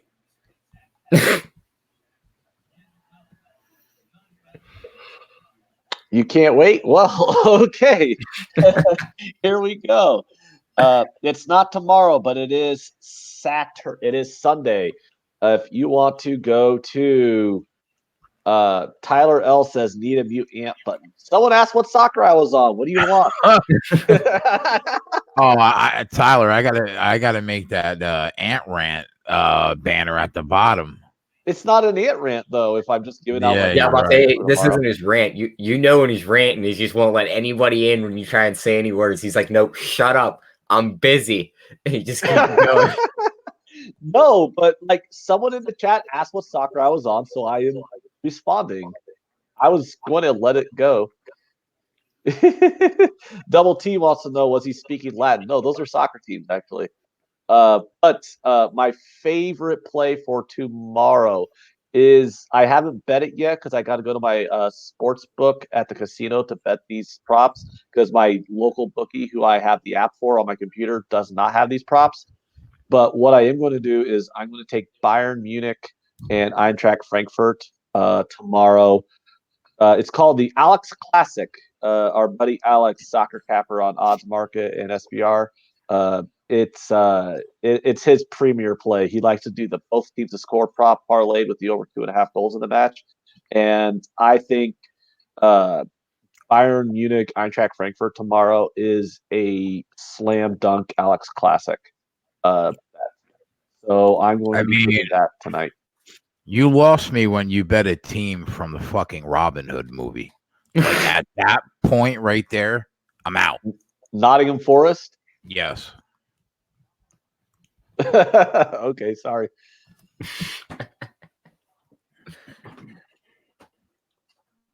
Triple K says betting on soccer is the best way to screw the rest of betting on real sports. Total desperation. Tyler said, and Omaha is part of Iowa. We don't claim those people.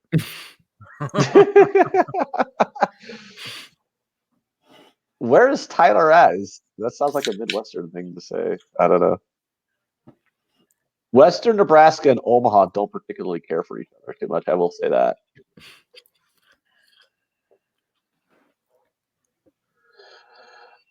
Yeah, but no, Bayern Munich and Eintracht Frankfurt, Alex Classic. I'm going to bet that tomorrow. And Sunday, my favorite bet on Sunday. I'm probably going to have a couple of units on it.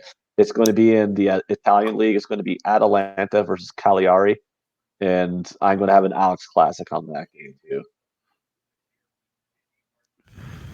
Did you say calamari?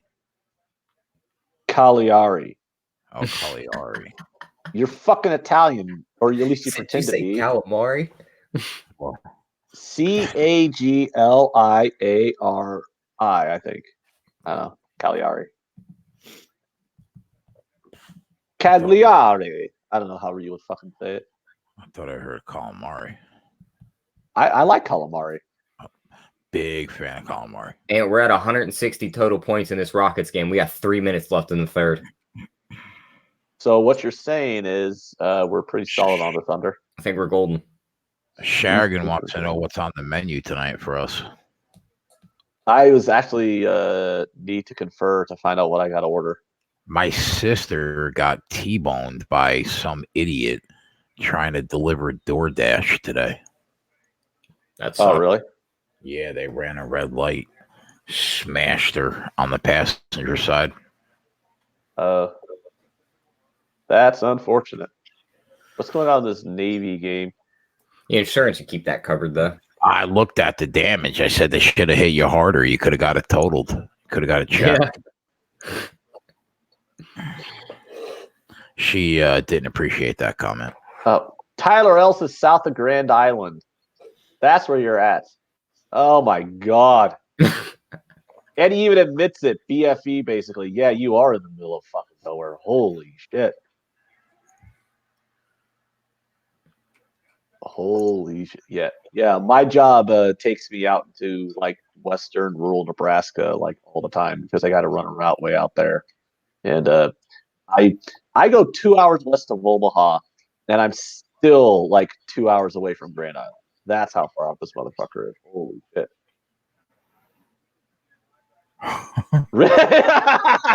Rich G, Rich, yeah, Rich G is one of my favorite internet people. Over here betting on dinner Italian versus- dinner versus fictional forums. Are the Knicks live to win this game? Probably not.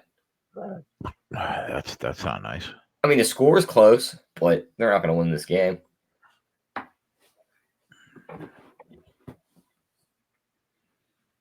What games do we have coming up tonight? Dallas and the Lakers starts here, I think at 9:30. That should be All a good right. one. I got to go find out what I'm going to order for food because we're closing in on that time when some restaurants might be closing eventually. So I got to find out what I want to eat. At 7:48 on a Friday night? Well, we have to decide what we want to eat. All then right. we're going to argue about it. And then it's probably going to be like another 45 minutes before I order it. All right, that's fair. I mean, it's a process trying to figure out what we're going to eat at night.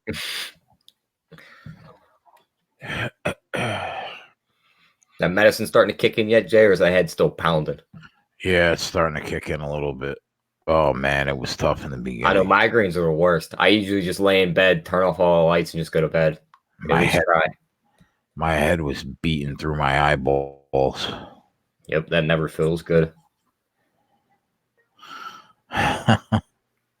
No, Willie. It was DoorDash.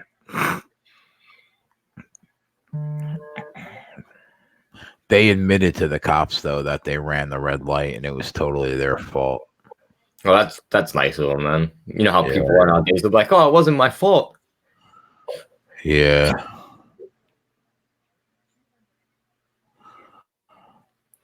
So, how much do the Bucks beat Orlando by? What was the pregame line? Minus 4.5. They're up 88-73 right now. Oh, wow. I thought the line was bigger than that. Nope. That's why I took it. 4.5 was too low for this Bucks team. Rick wants to know, how do you feel about the Lakers Mavericks first half under 111.5? I'd lean under there. You figure Anthony Davis will probably be covered by Bobby and Kristaps. That's two big guys. The real mismatch that the Lakers have against Dallas is going to be LeBron. But LeBron really hasn't showed anything this year. So unless he decides he's going off, there ain't going to be a lot of points scored here, I don't think. Dallas plays slow. Why was that line so cheap? Is Orlando good? I mean, we know Milwaukee is one of the favorites to win the East, right? Well, Milwaukee lost the game before this. And the Magic were at home. So they probably factored those two in. I was going to hop on them, but not if the line was 4. Yeah, I got it 4.5 pregame. So what hasn't started yet that you're on? The Porzingis three-pointer prop hasn't started, and neither has the Aldridge. Aldridge, he's on the Spurs still? Yep.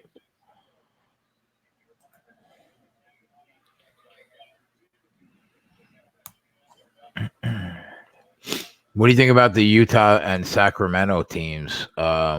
Give me Utah there. I see a lot of people are high on both these teams this year. Until Luke Walton can prove he can coach, that Sacramento team's still Sacramento. Yeah, give me the Jazz there. Defense will win that game. Who's the point guard now in Utah? Mike Conley. Oh, right. They made that trade. I heard a lot of people in the offseason. They did that one. A lot of people high on them, huh? Yep. Going into the year. Oh yeah, I hear a lot of people thinking that they're one of the teams that could win the West. They're kind of like the dark horse. J Money took the Mavs took the Mavs in the first half. Slayer I don't said think that's a bad pick. people are on the Kings early. I saw some people on the Sacramento Kings season win total over. Judging by last year, I could see why people were on that over. I mean, they looked good to finish the year. They almost fought into the playoffs, but then they switched coaches. It's like, why would you switch that coach? You should have left him there and let him build with them for another year, but they brought in Luke Walton, and now they're 0-5. Why are the Jazz only laying 4.5 to a bad Kings team? Rick wants to know. Road game. I'm not sure on that one. That one's the one I think is the trap game tonight. Everyone's thinking the Lakers. I think if there's going to be a trap game tonight, Jazz Kings.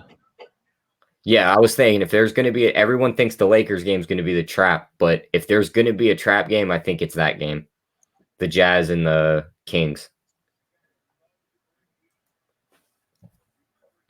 Think the Kings are live in that game? I think they can cover the spread. I don't think they can win. If that game gets close towards the end, coaching will come down to it, and Quinn Snyder's just light years away ahead of Luke Walton. He'll draw up a play, and they'll win that game somehow. Donovan Mitchell will put that team on his back. I'm about to bet this LaMarcus Aldridge over 20.5. Why do you like this? Isn't Draymond going to be on him? He's on a minute restrictions. Okay. And plus, Draymond's about, how tall are you, 6'2"? Yeah. Yeah, Draymond's about your height. LaMarcus Aldridge is about 6'11", and he can shoot from the perimeter. Good luck stopping that. Draymond's about my height is the understatement of the year. Why won't it take my bet? Fantel's being a little pissy today. I don't like it.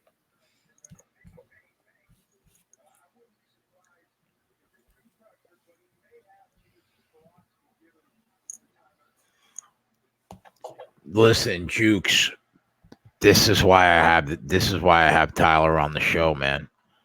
I will never steer you guys wrong ever. When I started this show, my goal was to get everybody that specializes in their own sport on the show. That's why during baseball season, Anthony carried the torch. Twatty helped out a lot for baseball. I stick to what I know, man. Football and MMA and left turns. Not bad at NASCAR. But, yeah, I'm terrible at basketball. That's why I bring this kid on. Got to be useful somewhere, right?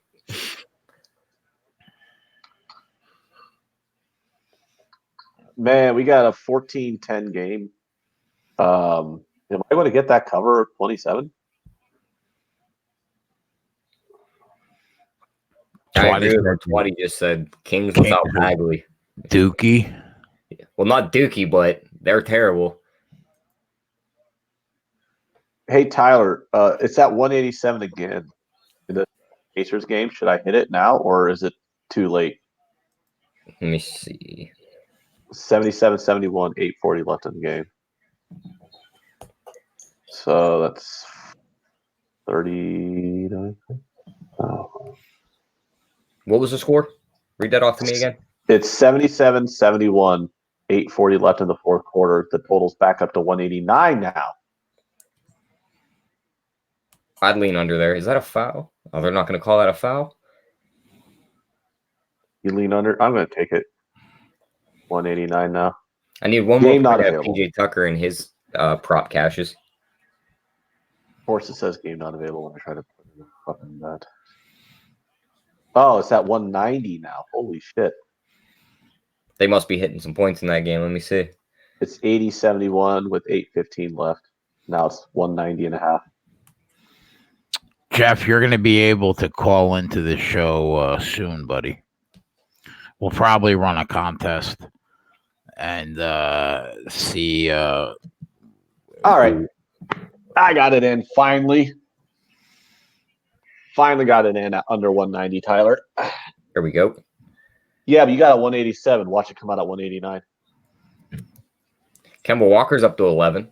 Hey, all right. Hey, that was a dick thing for me to say. Watch it come out at 189 when I got at 190 and you got at 187. But it could happen. Trey, it's such a hard call, man. If it was a pick 'em, I'd probably be on Masvidal, but at plus 150, I had to take Nate. Dude, this game in the Rockets game, we're finally down to 236. Starting to feel slightly comfortable about my under now. But still. Oh man, the Bucks are rip roaring them, dude. It's 97-74. At what point do I go for a massive 25-point middle on this spread? I think you just take the winner and call it. We're not losing this 4.5.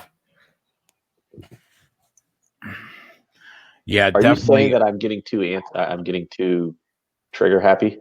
Yeah, a little bit. Just take the win. Am I the max of the show right now? Just wanted to click some buttons. I gotta figure out a contest with Natalie from SBR to get one of the viewers to come hang out on the show with us for an hour.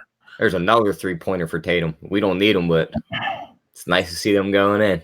Jeff said he's definitely calling in. Help Tyler with the NBA. That's what I like to hear. That's it, man. Teamwork makes the dream work, bro. It's one of my favorite statements. We are the least haters. We want to see everybody succeed. There's only one enemy, and it's all common for everyone. The VIG. Yep.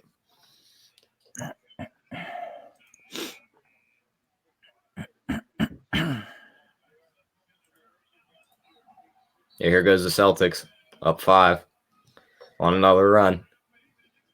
Carolina pulled away on you, Ant. Huh? Detroit's down 2 goals. Oh, I forgot all about that. Willie comes in with a good point. A potential letdown game for the Jazz tonight. They have the Clippers on Sunday. They could be looking ahead.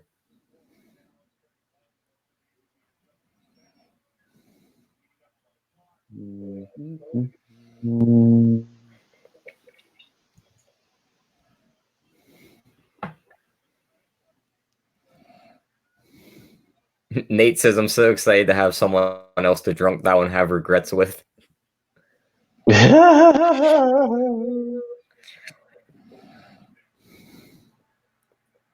That's funny. That's funny. Gerardo, Ant was on the under before the game started at 2:45. Yes. Did you grab that too, Tyler, or was that just a me thing? That was just you. You never grabbed it? I thought we were rooting this under in together. I'll root it in for you. I just coaxed you into it. You talked me into it and you didn't even fucking bet it?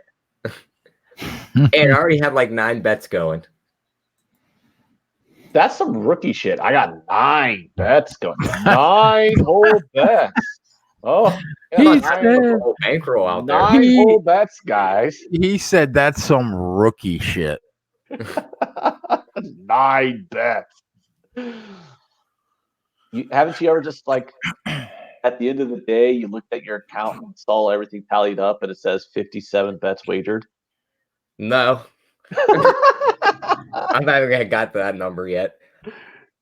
No, I think my record, I'm joking. I think my record's like 45. No, I did have 50 something one time because there was like this one day I was live betting NBA. It was 50 something what? Bets. In a day? Yeah, it was I was live betting NBA because it was Martin Luther King Day. So like the NBA games were all just on one after another. And I was bored, so I was just online. And are you going to use the assassination of a great black man to be the excuse for why you placed 56 bets in a day? I won like 21 units that day, though. It was like my most profitable betting day ever. That was the day that I got a 4-point middle on a total in the NBA, and I showed it to you, and you fucking told me I was an idiot. My God, man, that's so many bets. That's a lot. Yeah, but I won 21 units that day. I middled the total in every single game that day. I successfully middled every single total. It was one of those days I just went fucking nuts. I was just like, all right, yeah, let's keep betting. Because I kept winning. So I was like, hey, more money. It was a pretty good day. And you did 11 more points out of Kemba. Come on, Kimba. You scored again. Yes. Keep scoring. 21-7, 21-10. Wow. This is going to go over in the first half. I think we can count that Bucks -4 as a winner. I don't see them blowing this lead that in 6 minutes.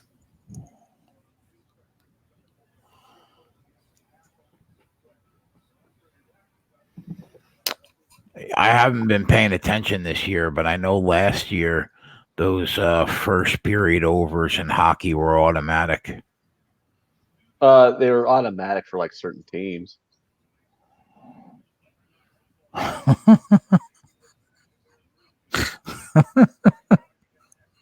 when you see it written out, it just has a different meaning.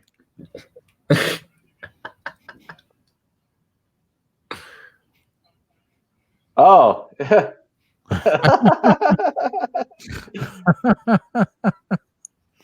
I mean, it was. What else was I supposed to do that day? I was home by myself watching NBA. That's funny, man. Come on, RJ Barrett, shoot the ball some more.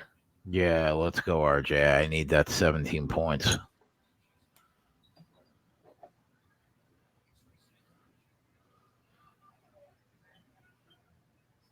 He's got Kemba on him right now. Feed him the ball. Oh, there you go. You traveled, you big dummy. That's why you passed the ball. What do you think about this Houston team right now? I think they could win this game. I just mean in general. Oh. Well, I mean, the offense is still there. They got to work on the defense. It's going to be very hard to stop a team with Russell Westbrook and James Harden. Because, I mean, if one of them's not going, what are the chances the other one isn't too? Somebody's going to be going.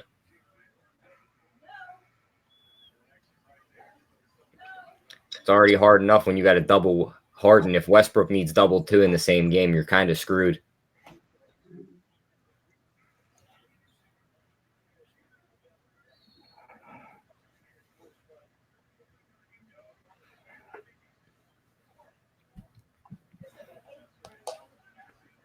Have either of you guys made any college football bets yet? Yes. Oh, you're on Washington, right? I'll tell you exactly what I'm on. I like Washington, Ant. I think I might have to back that with you. I'm on Virginia Tech plus 17.5, Oklahoma State -2.5, Tulane -10, Washington plus 3.5. Yeah, I was talking about Virginia Tech the other night. I thought that was the right side. Who is Tulane playing? Tulsa. What do you guys think about this SMU Memphis game? I like SMU there. You know, it sounds ridiculous, and Ant probably scoff at it, but a college game day going to your campus for the first time ever has made a substantial impact on the home team winning the games the last 10 years.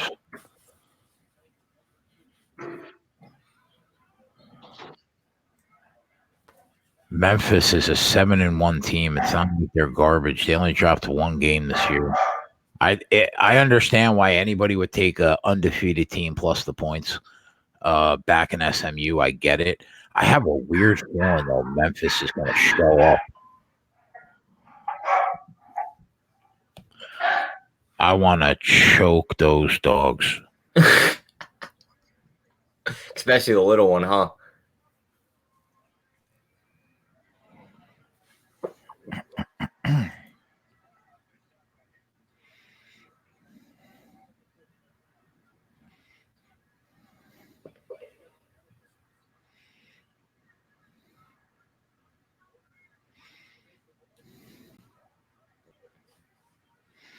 I got to get back on track in college football, man.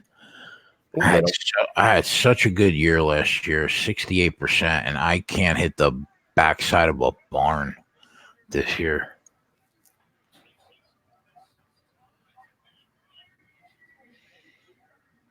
That total is 71.5. At least that's what it opened at. That's ridiculous, I think. That Memphis SMU game. Because they're thinking of just a ton of offense. I get it. They both have really good offenses. I mean, I think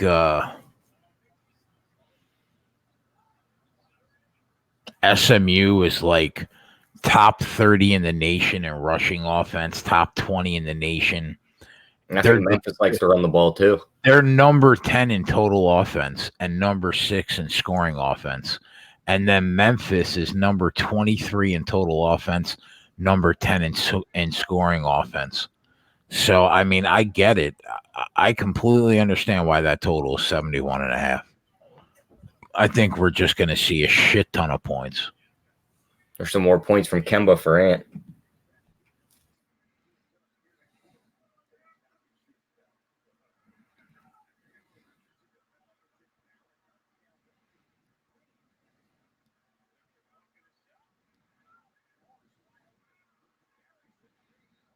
I think that's a great game, though, for game day to go to.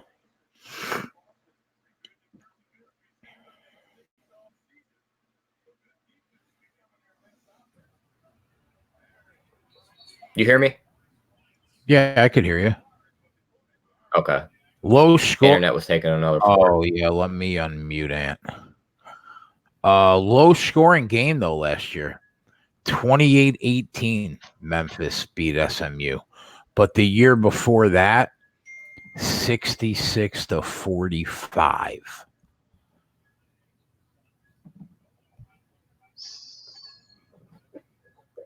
Jesus.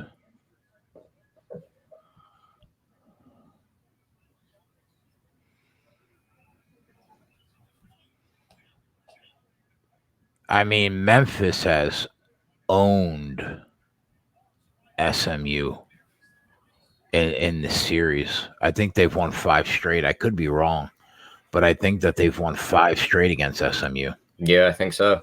And you're up to 18 points with Kemba. Oh, really? Yep. Yeah, Sumner, I lean that they get over that total. I lean that way.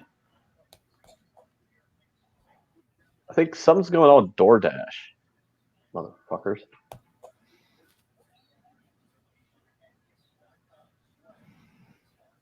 What is the line?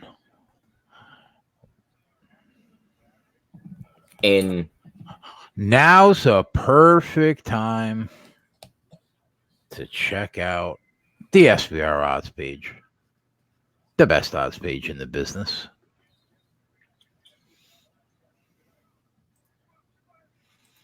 Tyler, you keep doing you with NBA, man. If you see somebody, just shout it out. I got you. I want to say we're pretty much coming to a close in this Bucks game. There's nothing really there. Tyler, we're at 178 right now, and I got under 189. No, wait, we're at 180. I got under 189. 2 minutes left. That doesn't seem very good. Yeah, this one might be a loser. Why'd they start scoring? That was very inconsiderate of them. That wasn't very nice of them. Nope.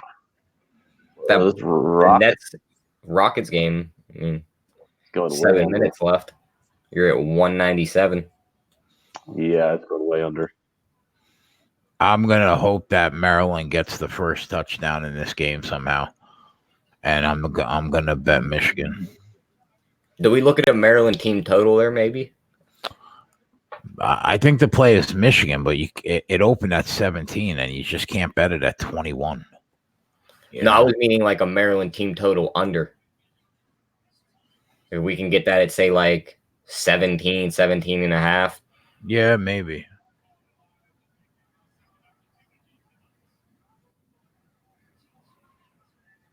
Joe's on Kemba over 24.5 with you guys. I didn't bet that one. You need RJ Barrett to start shooting some more shots. How much time we got? 2 minutes left in the third quarter. And how many points does he have? 11. I will choke you if this kid doesn't get 6 points in the last quarter. I'll choke him if I don't get 5 points in this last quarter. I'll jump up and grab him by the neck. Notre Dame coming off that embarrassing loss against Michigan. Now they're home. And you're at 21. Hanging 17. So I need 3 more points from him? Yep. Or 4 more points? 4. Yeah. Of course, I picked the wrong guy to back. Well, you took Barrett? Yeah. We still got time, Jay. Don't throw him under the bus. That's our guy. Yeah, your total's a lot lower than ours. You only need 17 points. How many is he at right now? 11. Why the hell are you saying you're not going to win? How much time you got left in this game? 2 minutes left in the third quarter. Can't you just let me be a pessimist? Like, no, I seriously am about to tell you to shut the fuck up. Oh my god, I'm not going to get this player prop over. You need 6 points in a quarter? Shut the fuck up, Jay. Be optimistic. Come on, man. That Bucks -4. Cash that 123 to 91. That's another winner. I got to type that out. Ant, did you take the 20? You didn't take the 20 points with Rutgers, huh? No. I take if it was like 24.5 to like the 28, in that range, I'd take Rutgers. But at 20, that's a pass. That's a super pass.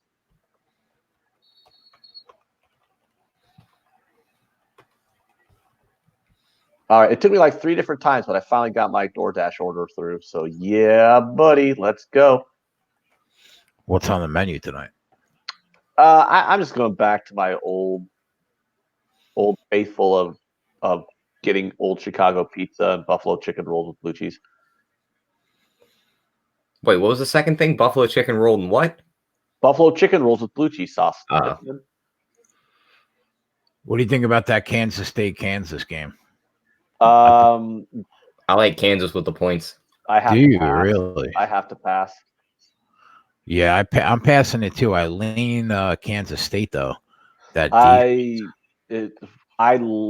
think Kansas State should slaughter them, but Kansas has looked better, and I can't be fading Kansas right now because I've tried fading Kansas twice in the last couple of weeks, and it really hasn't worked out good for me. That game's just to put a line through it, move on. The whole world's taking Florida, which makes me nervous. But I have to lean Florida. I might bet it actually. 6 If it opened at points. 3.5, don't you? Yeah. Isn't the value now taking the 6 with Georgia? Yeah, no. Do you mean taking the 6 with Florida? They're a home dog. Oh wait a minute! If the whole world is on Florida, then how the because the money Ramon was saying last night, the ticket count leans Florida, but the money leans Georgia. Okay. The big money.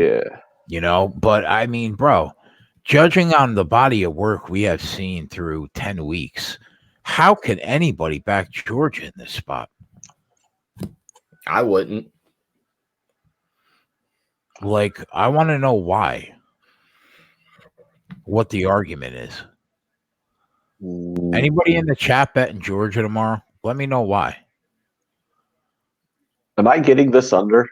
Is this under Golden? I don't know. Which game, Ant? My Rockets game. I think you'll be fine. I'd love to see RJ Barrett take a shot. He hasn't shot one in the third quarter. Ronnie wants to know what are we on anything in the Mavs game? That's a good question. We're on the Porzingis prop. Yeah, Porzingis over 2.5 3-point field goals made. I don't have that prop. All right. Oh, wait. Porzingis over 2.5 3-point field goals made. Oh, I do have that. How the hell do I have that prop? Plus 140? We got 2 that's- free throws out of him, Jay. We're at 13. I got to send JJ a message. Brogan said your boy JJ is betting Georgia. I actually have to ask him why. Ranieri likes Georgia too. I got to call Joe. Why? Hold on. So I'm taking this Porzingis prop because I got it. I can't believe I actually have it at plus 140. Is that what you grabbed it at, Tyler? Yep. Or which one did I get that one at? Why the hell am I not just? I got it at plus 120. Actually, hold on. Let me cancel this bet. I'm going to add an extra $10 to it just to rub it in. There we go. Yeah, buddy. Yeah, I got Kristaps Porzingis 3-point field goals made over 2.5 at plus 140. Let's go, boys. Let's go. I was speaking of Ranieri. I was on Joe's show this morning, man. I seen it. Oh yeah, you did too. I was there. You were in the chat. I saw you.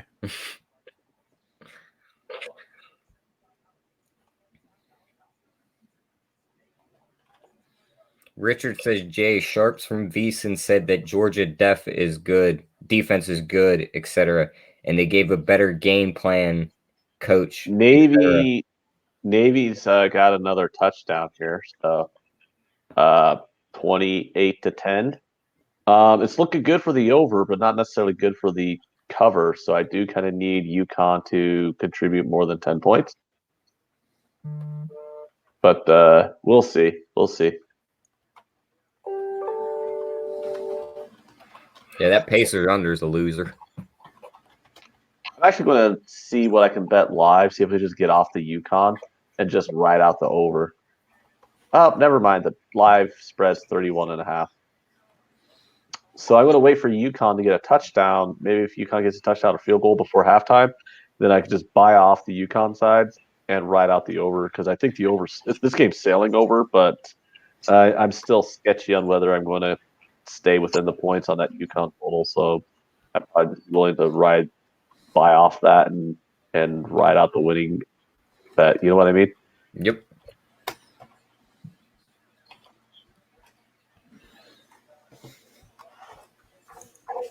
That's the best part about live betting too, is when you don't like your bet anymore, sometimes you just buy out of it. Summer comes in and says, I think the Knicks are going to win this game. Bob Taylor's on Navy first half, minus 15.5.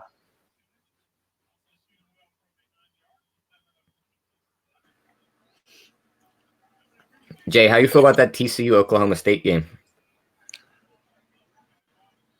I have not had a good read on Oklahoma State all year, man. They kicked my ass 2 weeks in a row. So is that a stay away? Yeah, and you know what? I backed Ellinger last week against TCU because I didn't think that true freshman quarterback, Max Duggan, was going to play better than Texas, and I was dead wrong. So I'm staying as far away as I can from that game. I lean with Anthony. I'm a huge Utah fan, but I think Washington plays better at home. Jacob Beeson's a different quarterback at home.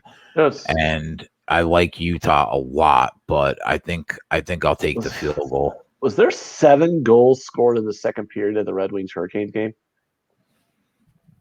I don't know. Last time I checked, the score was 4-2. 5-3 in the second period.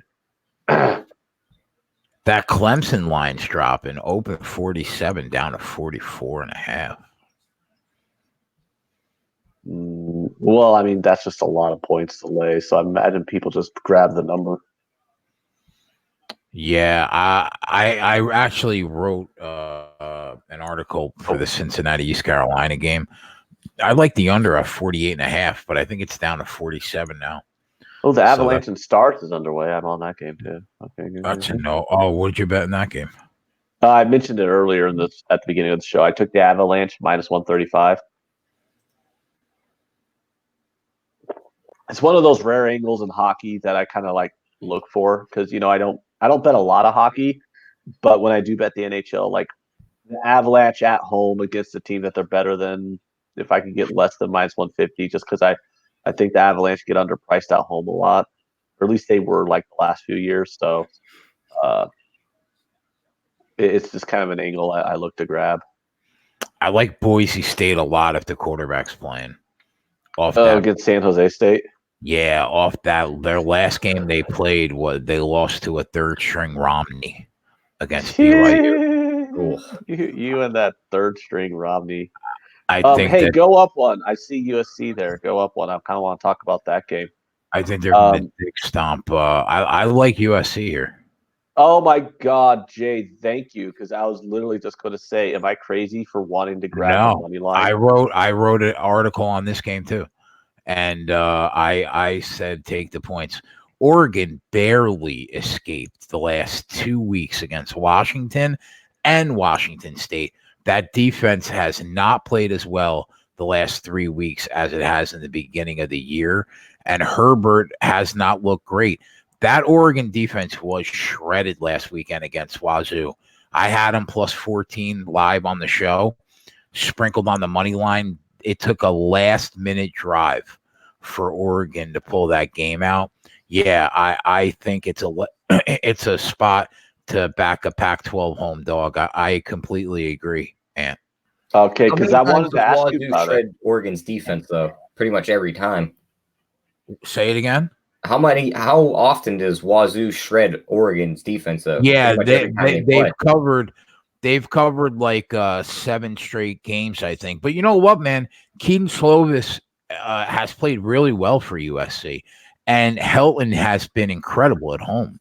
This team under Helton has been really, really good at home, USC. So, I mean, I'll take the 4.5 points, 100%. I just to me, I wasn't even just looking at the points. I was looking at the money line is what I was honestly though, in my opinion, uh if you're taking the points that are like, if it's less than a touchdown, you're taking the points, you might as well just sprinkle a little money line, right? Because if you're going to bet an underdog that's less than a touchdown, it's usually because you also think they can win. Yeah. But yeah, so I was this is just one of the games that I've been looking at, and I'm thinking about hitting it now before it because I don't see Oregon taking a lot of money here. It looks like we already lost a little bit of value getting it at 4 instead of 4.5. There are 4.5 out there, though. Oh, really? Wow. Yeah, because I definitely don't want it to get down to 3.5. Yeah, But if it gets down to 3.5, get I'll still probably just grab the money line on USC because I think USC is the side here. you get 4.5 at Bovada right now. What do you think about the Virginia North Carolina game? I mean, isn't Virginia a better football team than North Carolina? That game's I think passed. so. They're getting 2.5 points. Pinnacle, Virginia plus 2.5. I just think they're a better team. I don't think they're that much better than North Carolina. North Carolina's looked good in spots. They've looked bad in spots. And honestly, how can you get hard over Virginia right now? They looked good at the beginning of the year, but now they've been getting exposed in conference play. I mean, they've gotten stopped several times in a row now. And I'm just not impressed with either team. I think that game's probably a coin flip at 2 points. Of course, the home team is lined like it's a coin flip. So to me, that's just a total pass. Just a complete pass. Have they gotten stomped their last couple games? Virginia's looked like shit lately, dude. I can't remember who they lost to, but I know they lost several games. Yeah, I'm checking that now. Oh, yeah, I had them last week against Louisville, and they lost by a touchdown outright. They beat Duke by 34, though, the week before that.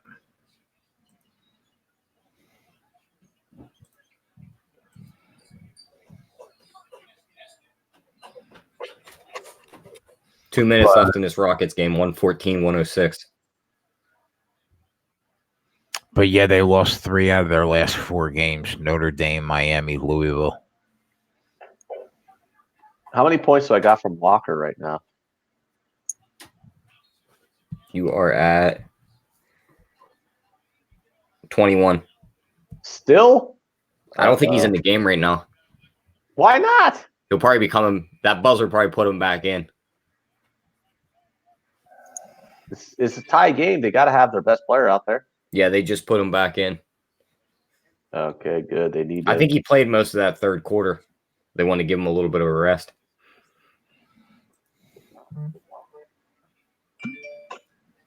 Wow, they scored a lot of points in the second half of the Pacers-Cavs game. Tale of two halves here, huh? Oh, yeah. 68 points in that fourth quarter.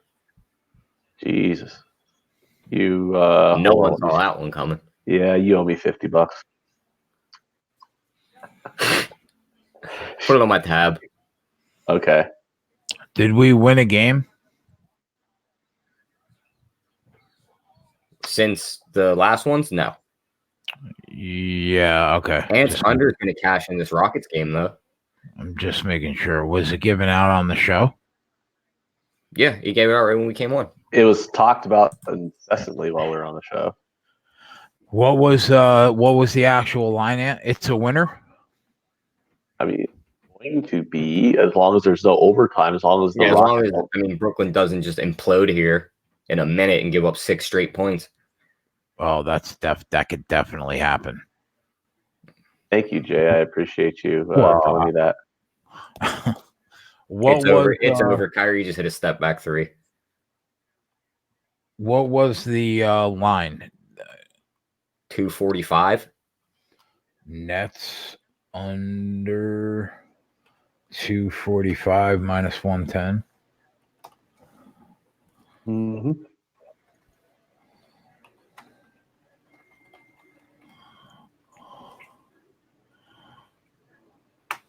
Have we lost the bet yet? Yeah, my live under missed. You piece of shit. Yeah, I mean, can't win them all. Just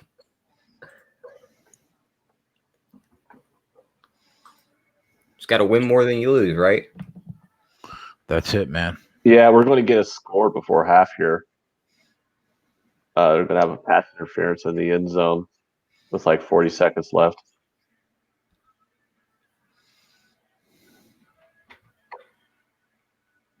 Come on, UConn. We can get a score, a touchdown. How about that? Everyone's like, oh, under option teams. What did I tell you? Option teams can score points, people.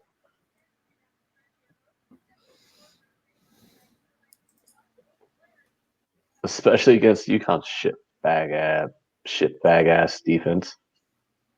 Kinda. What's the money line on the Knicks right now? Let me see.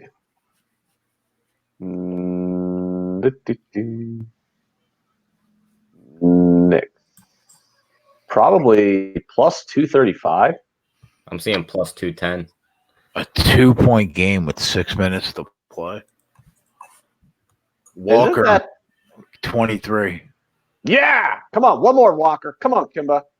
Let's go. One more bucket out of Walker. Isn't that tempting, though? Barrett. Isn't that tempting, though? To a team's...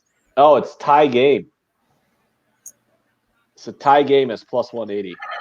6 minutes. I mean, how do you not grab a team at plus 180 in a tie game with 6 minutes left? The Knicks in a tie game is not a tie game. Oh, my God.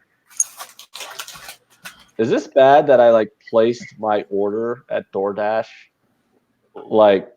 10 minutes ago, and they still don't have a DoorDasher for me? That's bad. Does that mean everyone's denying it or something? I never had not had a DoorDasher by this time yet. You ever had your DoorDasher go somewhere else before bringing your food? Like you pick up another order and he takes it somewhere else? No. Had that happen to me. Took him 45 minutes to bring my food. I had one time the dude. All right, there's a bucket out of Barrett. I had one time where the guy literally just like left the food at my front door. Didn't even knock on the door. He just left it there. Yeah, he just left the food at the front door. Like I got the notification that my food was delivered. I'm like, what the fuck? Open the door, it's just laying there. Yeah, exactly. I was like, well, that's weird.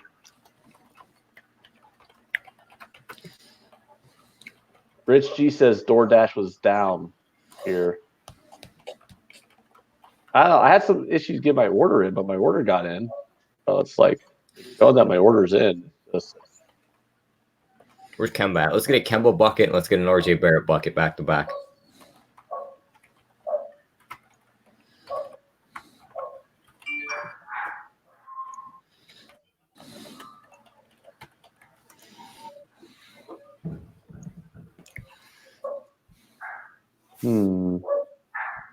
Does UConn not want to score here? Starting to make me mad. Out there.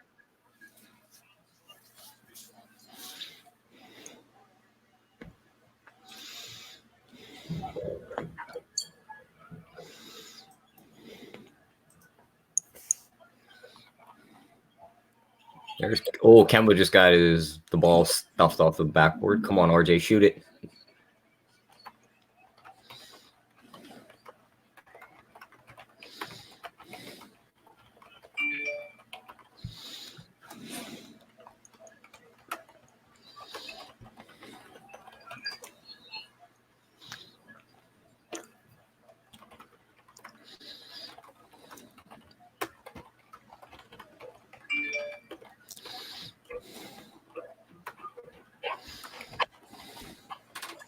Cash that for Kemba. He's at 26.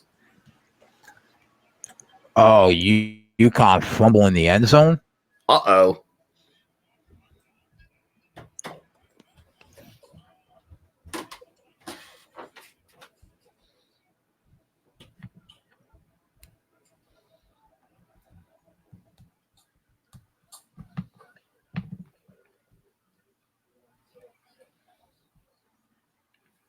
Come on, Barrett.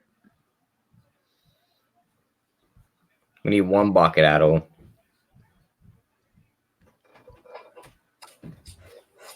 All we needed was one bucket. That's all we need right now. Bro, I think he just got raped while going up for a shot, and they didn't call a foul. That's always nice.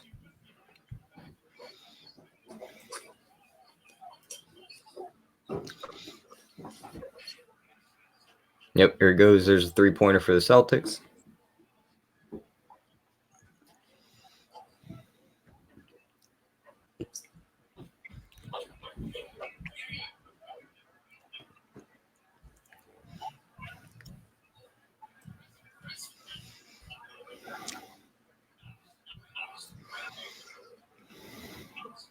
This is what you call unfortunate for anybody who grabbed the 240 under in the Nets game. Because I'm pretty sure that just went over. Oh, no way. Did it? Not for us. We're golden. Oh, never mind. It ended on 239. They were just letting the Rockets inbound the ball and just run straight down the middle and just dunk it. I was going to say, I just gave that to SBR to retweet. No, we're good. And had 245. They would have had to have scored 1,000,000 points in that last minute. All right, good.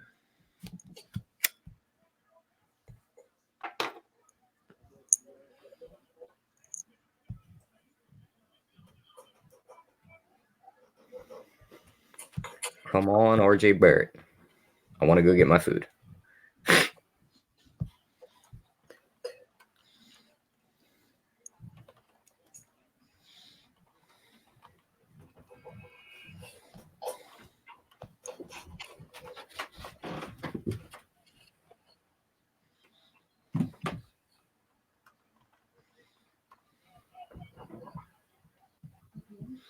So what's your favorite look for the NFL this week?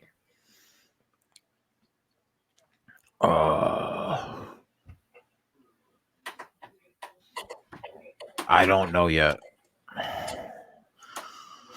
I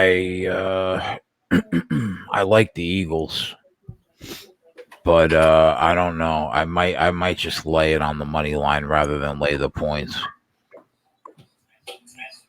I kind of like the Jags. I kind of like the Colts. I don't know. I haven't put the card together and sent it out to my guys yet. But I think, I mean, I went 6-0 last week, and I didn't like the card. To be honest, I really don't like this card either. I think it's a tough one. But if that ball would have stayed in bounds, there was our 2 points because he tipped the pass. He'd have ran right down the floor with it.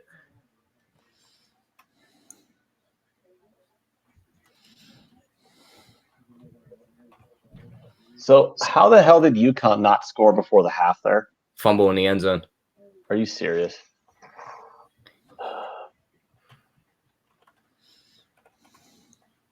Wow. Did I get my points from Kimba yet? Yep. You got your points from Cam and you're under cashed. Which under cash? Houston. Oh, yeah, that's right. Houston.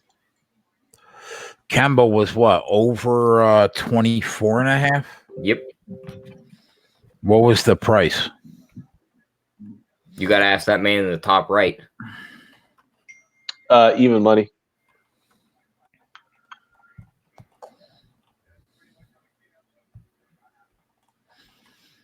I'm going to be pissed if Barrett doesn't get one bucket when he should have went to the foul line for 2. And he's sitting at a 5 and 13 field goals. Highway robbery. I'm going to go grab my food real quick. I'll be right back.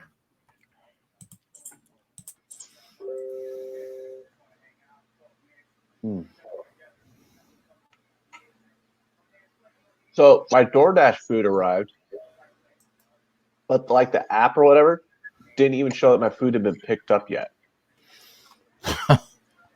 Like the app didn't even show that the Dasher accepted the order. Like that I have a Dasher who accepted my order, you know? Yeah. That's why I was like, why is my dog's barking? I looked out there and there's a car out there and there's a girl standing there with my food. I'm like, oh, okay.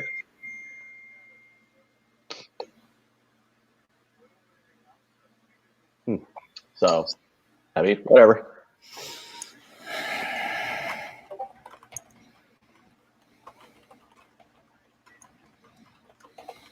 I'm highly irritated UConn didn't score there. That seems very silly of them not to do.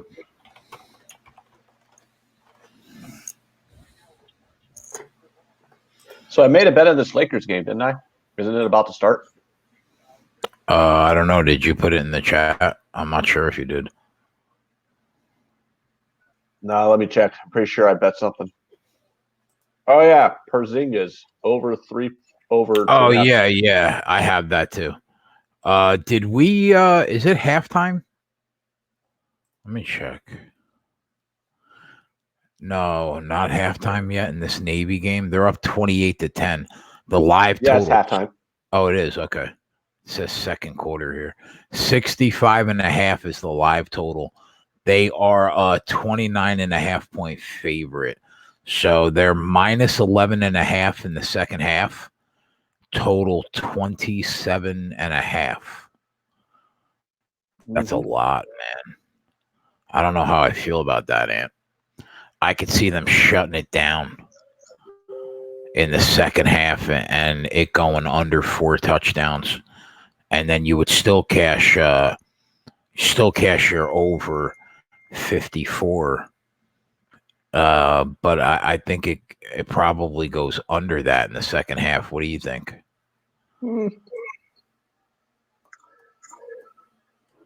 No. You get 4 touchdowns. You're getting 3 more touchdowns from Navy in this game. You think they're going to put up a 50 spot? Oh yeah.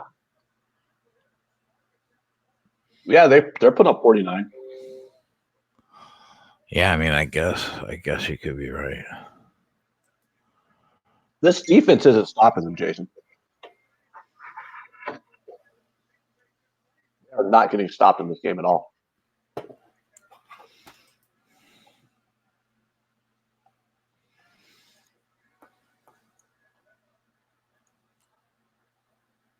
And I think you're getting a touchdown from. I mean, Wisconsin or UConn has another touchdown in him.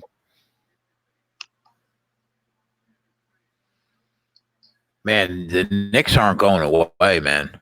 We should have took a stab at that plus 230.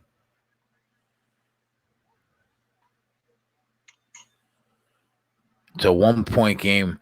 Kemba Walker trying to make it a 3-point game with 2 minutes left. At the line. Makes the first.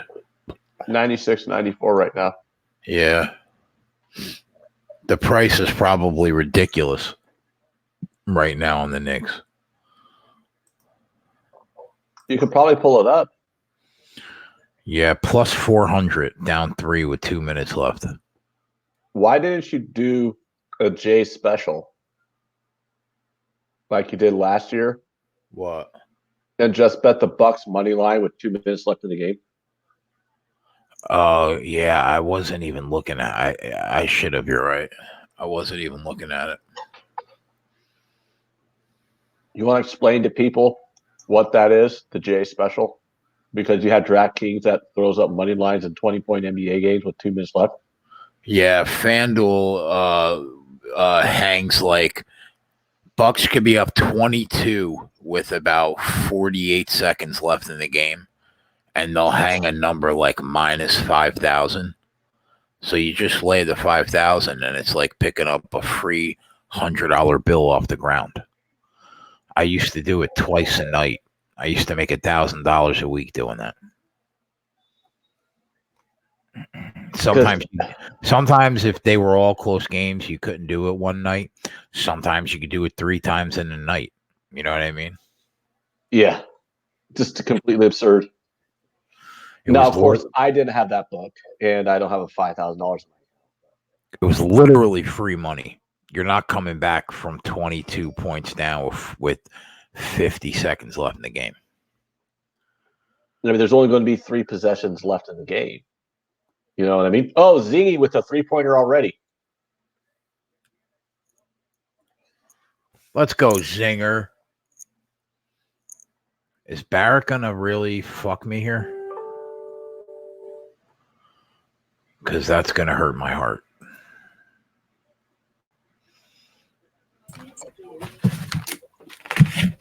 I don't know. Tyler, we got one already from Porzingis. We got one already? Yep. Tell you, dude just flings them. He comes up the floor. He usually inbounds the ball, and then he runs up the floor behind everybody, and he just gets that little, here you go, and then he just fires away with it.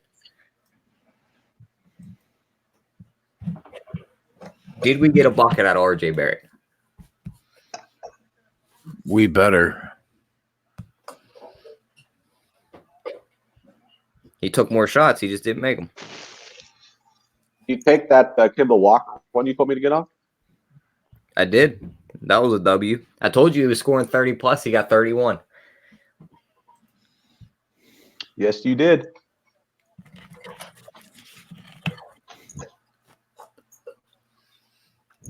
RJ Barrett misses another layup, Juke said.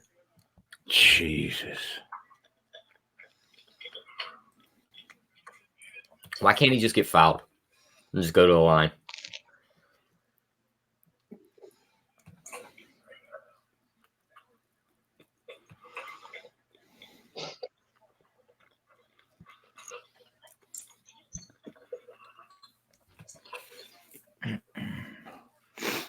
Nate wants to know anybody in Navy minus 12 second half. I bet UConn pregame, so that'd be silly for me to bet. But what do you think about Navy minus 12 second half, Jay?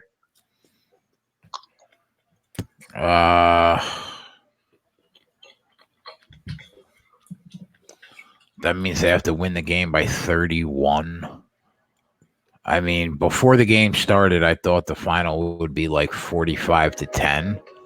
So, I mean, that covers it. They would cover that number. I don't know. I think it's going to be close, though. RJ Barrett drew a foul. I don't know if it was a shooting foul or not.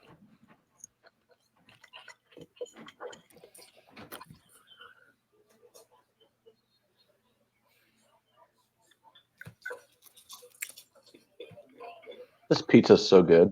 That's what I'm eating. You eat pizza too? Mm-hmm. Are you sure it was Barrett? I think it was Morris.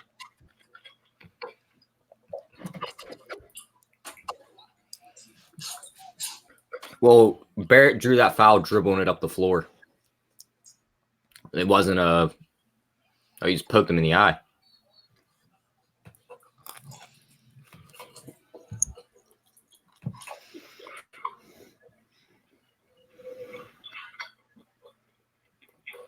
Ant, do your dogs like fiend over pizza crust? Yeah. Mine do too. They're like outside my door waiting. I just accidentally put a green olive in my mouth.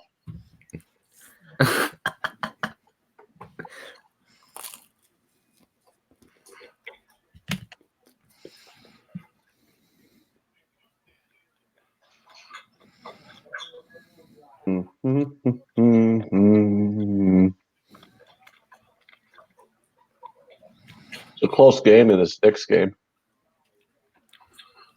So, Tyler, you're right. So what's that angle on the Bucks again? When they lose, they just come out and dick stomp people? They just dick slap them right across the mouth. Especially when it's a bad team like the Magic.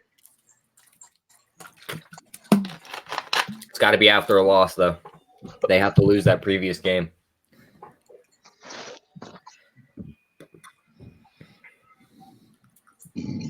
Well, this was a wire-to-wire obliteration. So, You know, I thought about that before the game, man.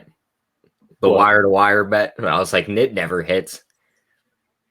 Well, it wouldn't have hit because they went down to start the game.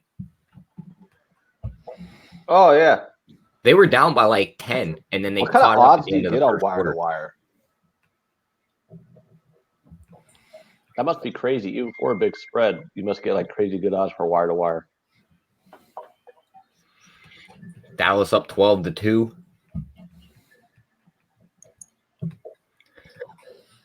They have Danny Green, who is 6'6", guarding Kristaps, who's 7'3".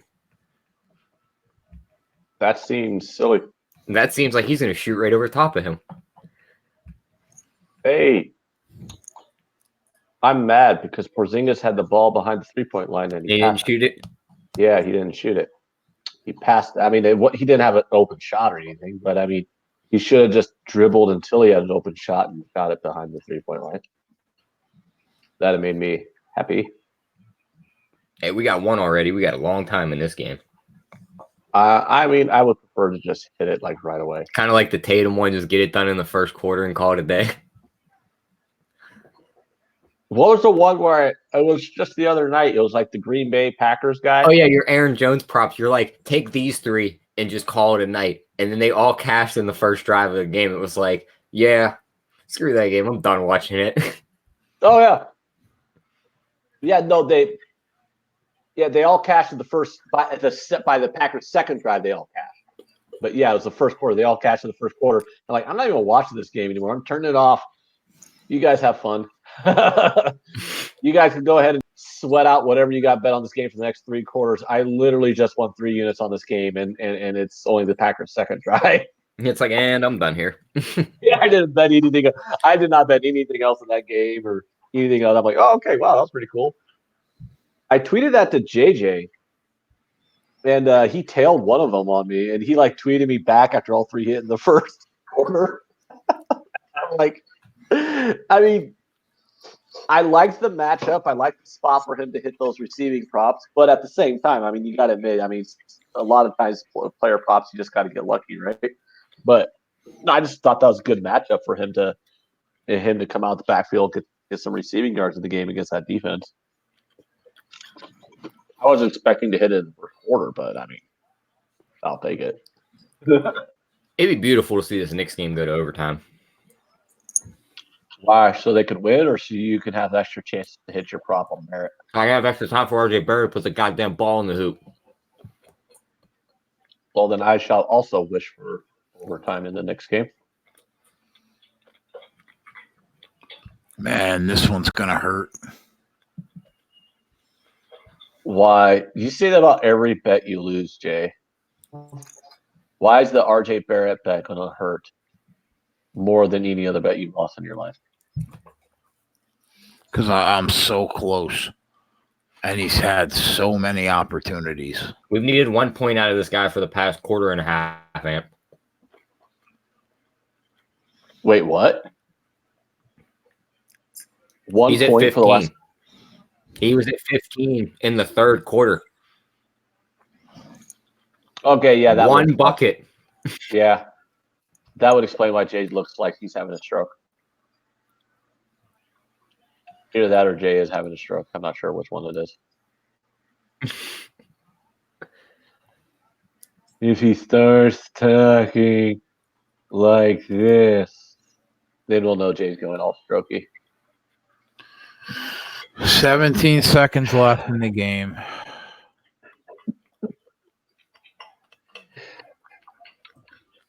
He's not feeling well, and I still mercilessly troll him. Sometimes I wonder if I'm an asshole.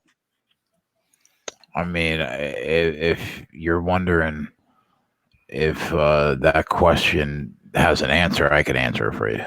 What's the answer, Jay? I want to know the answer to that question. Yes, you're an asshole. Yep. Oh, okay. I feel like Ant takes that as a compliment. He's like, yeah. I mean, Add another one to my list. I wouldn't say compliment or insult, more just, yeah, I can see what you mean. You know what I mean? It's just like, that sounds about right. It doesn't sound inaccurate. Hopefully he takes the last shot in this game. I mean, he is the best player on the floor for them. Rich G says Anthony went to bed after he won 3 units in the first quarter. I would have continued to bet on the game until I was down 1 unit. Rich, yeah, I've done that before too. I've done that before too.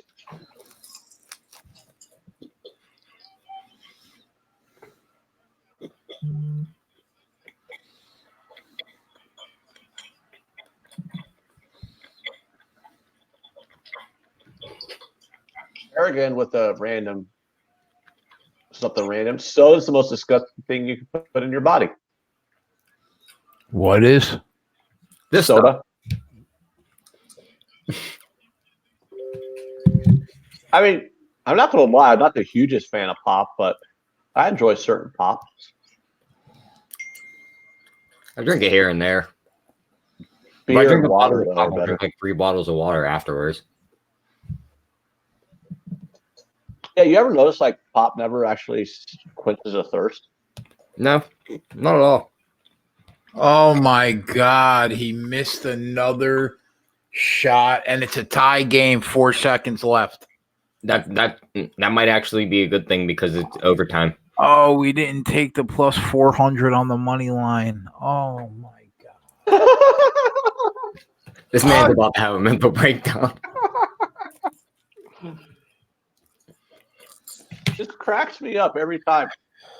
I've been doing live betting shows with Jay since February, right? And it never gets old listening to him whine about bets he didn't take that would have won.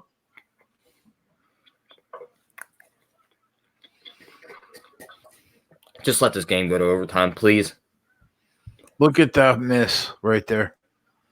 How do you miss a 2-foot fucking jump shot?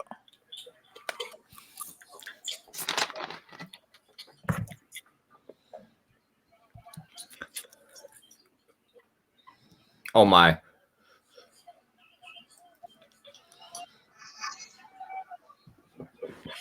Yeah, RKE took it.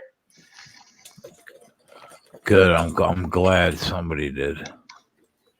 Only for $10 though, but still $10 is $10. Yeah, makes me happy.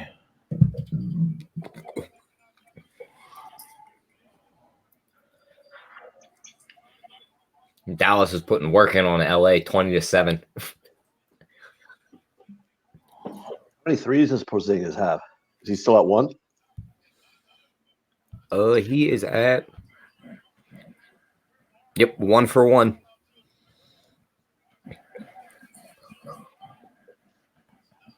No Kemba heroics here. None of that.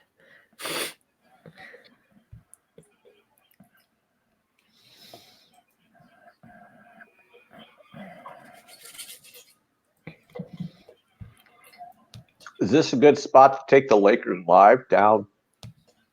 Or No. weren't they a big favorite going into the game? So now you're getting them at a discount. Oh my God, he made it. Oh no. Oh my God. Was that the buzzer or they get one shot? Oh my God. Who made it? The Knicks or the? I'm watching the Mavericks game, Jay. What's going I on? think What are you? Kemba made a shot with like 3 seconds left. Oh.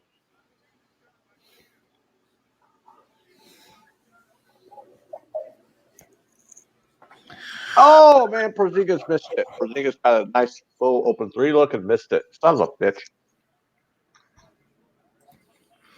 That sucks. Yeah, how dare he miss a 3-pointer?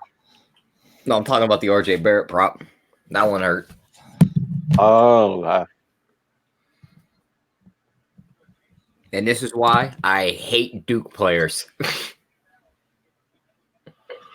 why is Porzingis taking a shot that's not a 3-pointer? Fadeaway 3. Boy, oh boy. That's a tough one.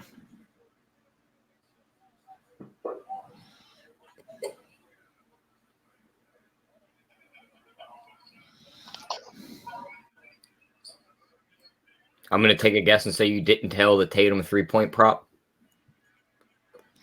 No. Jay's a match shot only tailing. Like you give out 4 plays, he'll tail one of them. You go 3 and 1, but he tailed gets the one that that one. lost. Yeah. He's like literally a master at it. It's like his specialty.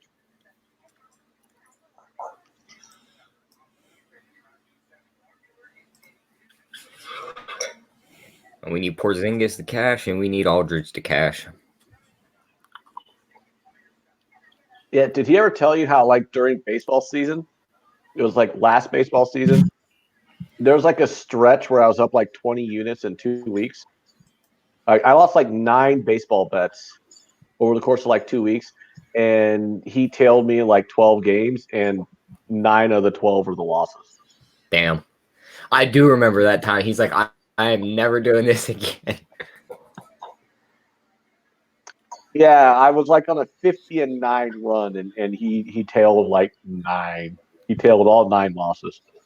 Like he tailed one game a day and tailed the 1 out of the 6 I would lost.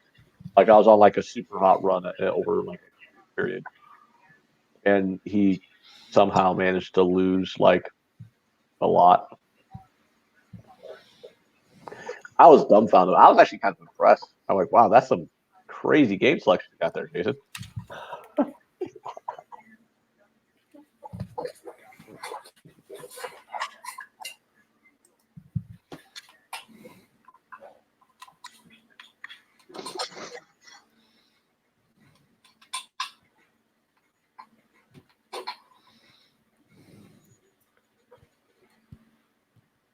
I'll throw one more pass.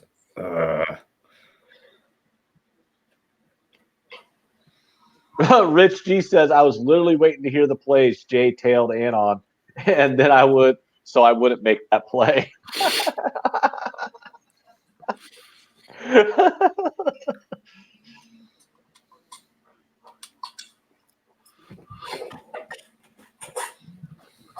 Deer Slayer's on the Mavs money line.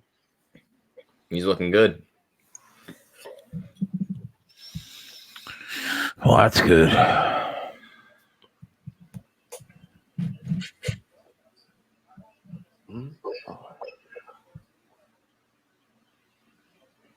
What's going on? So UConn has the ball. Let's see if UConn can get a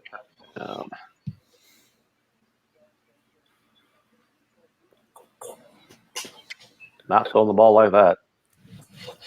Oh, the Jazz are wearing the old school jerseys. I like those. Juke says fade every game that Jay tails. I mean, I don't know how he does tailing other people, but tailing me, yeah, definitely. In baseball, yeah, but I mean, not other sports. I was actually wondering if I should start like buying back the other way when I find out that you tailed me on a baseball game. I'm like, oh, son of a- 100% in baseball. Yeah, everybody should fade every play I ever make. But other than baseball, I mean, I pay my. Didn't you make money in baseball though this year, tailing me in bat? Are you on crack? No. I had a good 5 weeks, and then the rest of the season was just completely downhill. How? And let's think about this, right? What did you finish the year up in baseball? How many units? It was about. I have to look at it again. It was like 38. How It was many like plays? 37 or 38, something like that. How many plays to make those 37 units? It was about 800. Okay. So if I tailed one of every 4 plays that you made on the baseball season and bet 250 plays, let's say, I could have went 70 and 180. I mean, it's possible. When I'm only, you know what I mean? So no, to answer your question, I probably lost 30 units at least. You lost 30 units in baseball this year? Yeah. And I started up probably like 25, and Wow. it swung back hard. Real hard. That's crazy. But luckily for me, my baseball unit size is so much smaller than everything else I bet, so it didn't really kill me. Yes. I was wondering, like, instead of just like going, oh, I'll tail one of those 8 plays, why don't you just tail all of them? Because I don't feel like betting 800 baseball games. Why not? Then you get to watch 800 baseball games. That's exactly the why I don't want to tail 800 baseball games. Oh, you could do what I do. I mean, you don't have to bet games and you don't have to watch games you bet. Stelio comes in and says, I just saw Maxwell Smart on an advertisement before a YouTube video. Yeah, Max is in the MGM Play commercial. They bought the clip from SBR, I think. So yeah, you guys will be seeing Max on the MGM Play commercial. I'll rockin' asking about Nebraska -3. I mean, no. I'm sorry. This team fucking sucks. I've seen them live. I've seen Nebraska live and in person 4 times this year. I think it's been 4 games now that I've been to. They're not good. They are not good. What is up with these two teams putting like guards on the big man? There's a guard trying to defend Anthony Davis on the other end. Navy's in the red zone. Navy's going. It looks like Navy's going in. I'll probably wind up breaking even on this Navy game. I get big run by Navy. They're all the way down to like 5. Looks like I'm not going to get UConn to cover that big 27, but definitely looks like we're probably going to hit the over maybe. Jay, you were asking if Luka's the real deal. Yeah. For not even the end of the first quarter, 4 points, 5 rebounds, 7 assists. Yeah, he looked so good last year.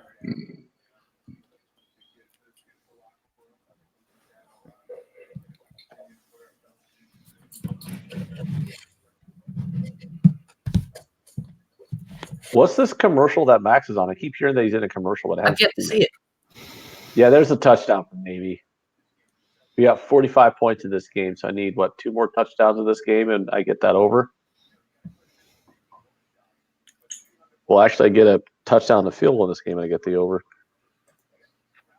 I really desperately need UConn to get a touchdown on their next drive, so I can then buy off them live on the spread. You know what I mean? But oh man, They're a shit team, dude. They're a shit team.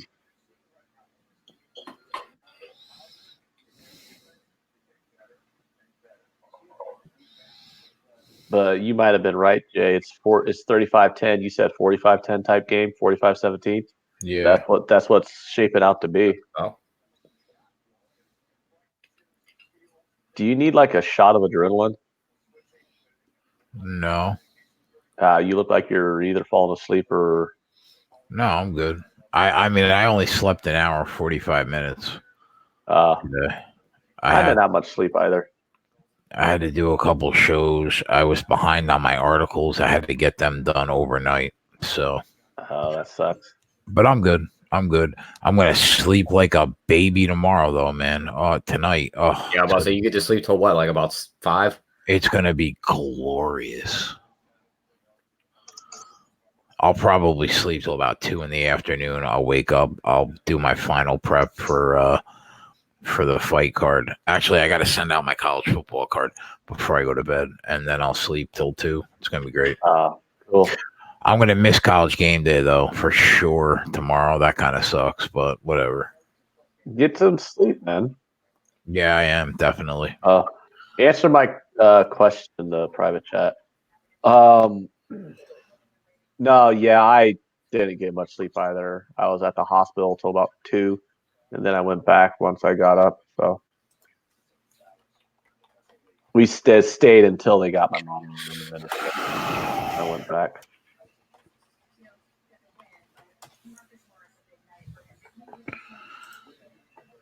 The Lakers cut that lead to 7, 24-17.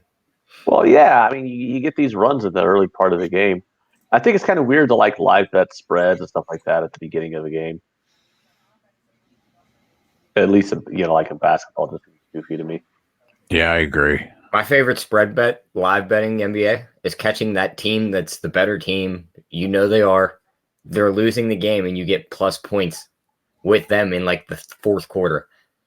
Like the Pacers a couple nights ago when they lost to the Cavs. I grabbed them at plus 11.5. It's like this team isn't going to lose to the Cavs by 12. They lost by 10. It's like cash that. Well, there you go. Rich said the matchup predictor on ESPN has Golden State 58% favorite to win tonight too. That's a little unnecessary. But I can see where they're coming from. Spurs played last night. They're on a back-to-back. It is the Spurs. The team is old. They have a 7-point underdog, 58% to win the game. Wow. I wouldn't be surprised if Golden State comes out in the first quarter and runs it up, and everyone's all worried. Well, that's why you don't go to ESPN for gambling advice. Can't argue with that, Ant. God, it's so bad. I don't know. It's pretty terrible. Who's this balding white guy on the Lakers? Alex Caruso, the White Mamba. Oh man, like he needs to either shave his head or get that hair club for men or something. And you got to look up that dude's highlight tape from last year. Is he good? He's a lot more athletic than he looks. Yeah, well, he looks like they were playing Golden State last year. He looks like a dad. It was when LeBron was already shut down. Somebody shot a 3 and he was in the opposite corner and no one boxed him out. And Kevin Durant's under the hoop and that dude came running down the lane, jumped up, grabbed the ball, and put back, dunked it. And Kevin Durant turned around like he seen a ghost. He was like, "What the hell?" So my question is how old is he? Because he looks like he's got he's rounding up 5 kids to get into the minivan, Here, I'll check.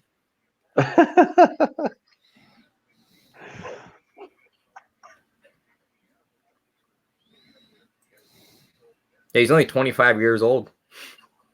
Oh, wow. Who are you talking about, Ant? Alex Caruso, the dude for the Lakers. This 40-year-old on the Lakers with with a slightly pudgy wife and 4 kids, then drives a minivan. And look at the monster Dallas just subbed in. Doesn't he? The dude looks like the dad from the suburbs. And he's on the fucking Lakers, and he's only 25.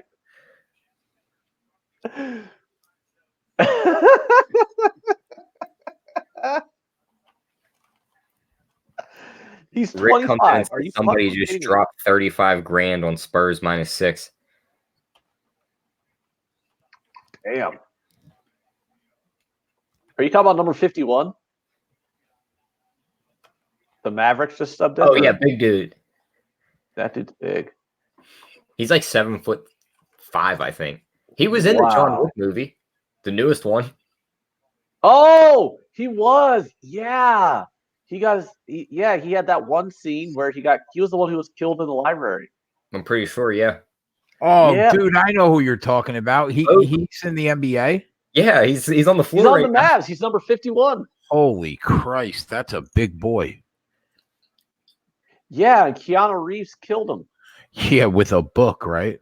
Yeah. Like, how do you stab somebody with the binding of a book? That seems like hard to do. Don't you question John Wick. How dare I? How dare How I? how dare you question John? You know that's like my favorite movie series right now, right? Did you watch all 3? Yeah. I see the first one like 10 times.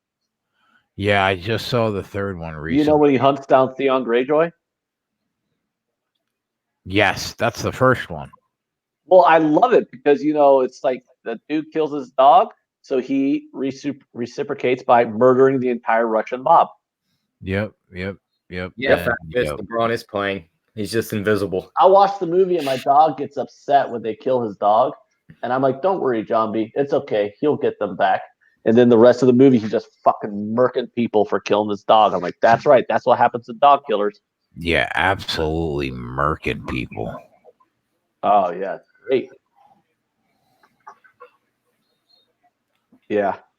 I only seen the second and the third one once each. But I got to rewatch them, but I seen the first one like 10 times. I love the first one.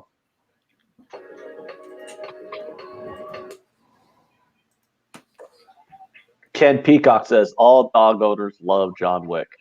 You're damn right.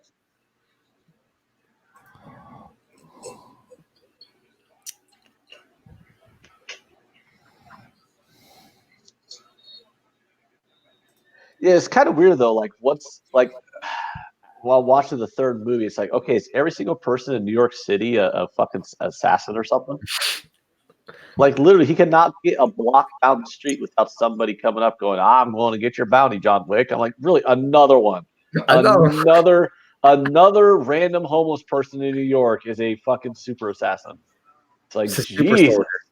It's a sleeper. Yeah, it's like they're everywhere. Oh, you found out I don't have any more food? All right, I'll let you out, buddy. He's like, I gotta get out of here. Yeah, once he figures out that my plate's empty, he always wants out of the room.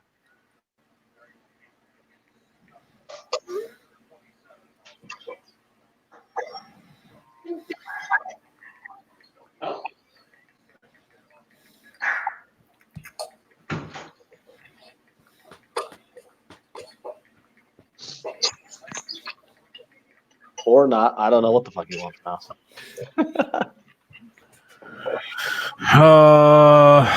Aaron says New York is exciting. Like that. Dallas.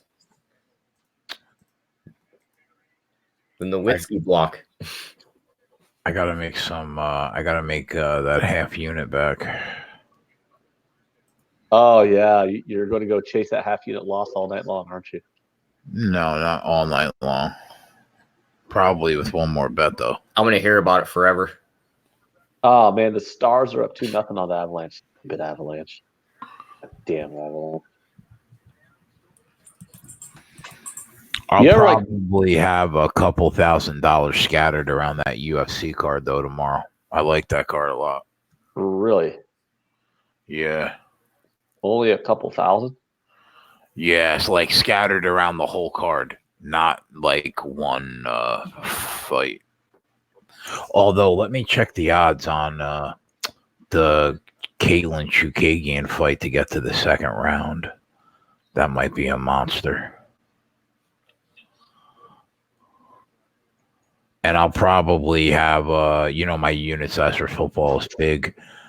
So if I'll probably only bet 3 or 4 college football games, but one unit is like $400. So probably have like 1,500 on those games. Caitlin wins by decisions, minus 120. I think this card is full of minus 155 favorites that get the job done. Like I like her to get the job done. Let me see what the odds are that round 2 starts. You have that? Minus $2,000. Wow, bro. Have we ever seen that one? No, we saw minus That's a big number. 900. It's 800 that round 3 starts. Wow. Yeah. 42-10 Navy. Yeah. That's what we figured. And they're only halfway through the third. Jesus. Yeah. Oh, Rosenstruck Ant.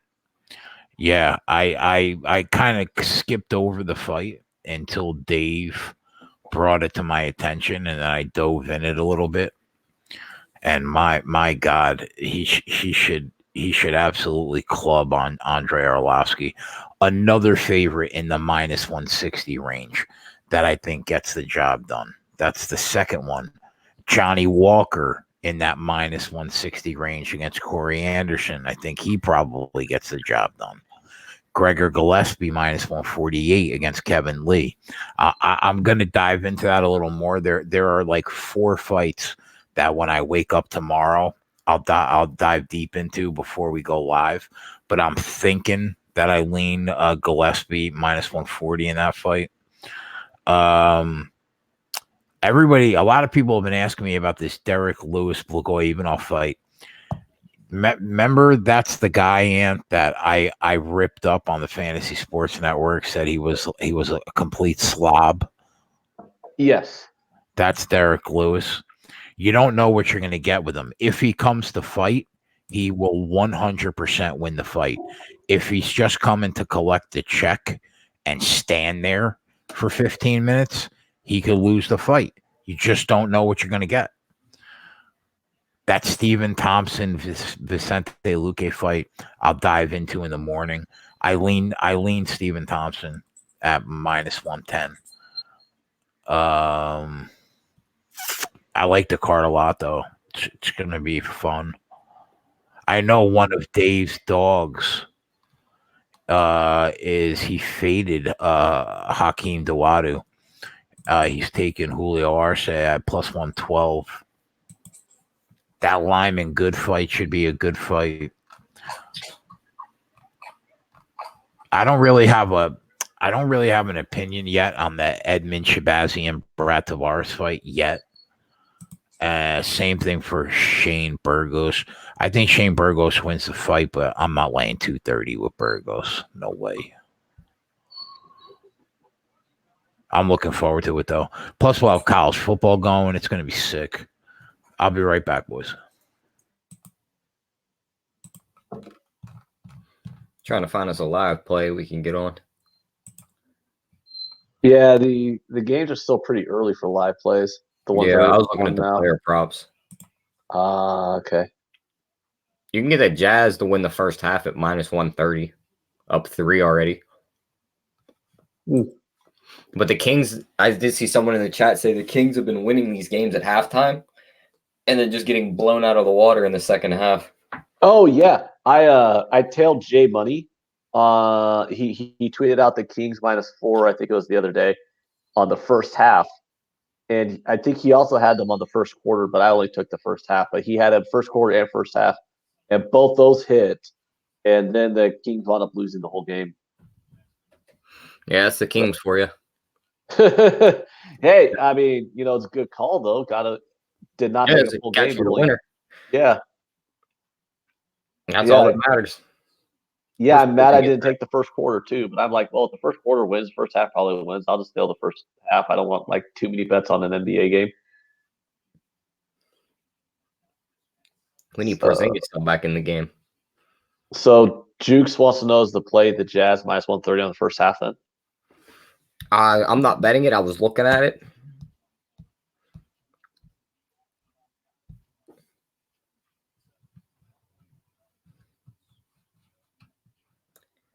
Let me see what else we got.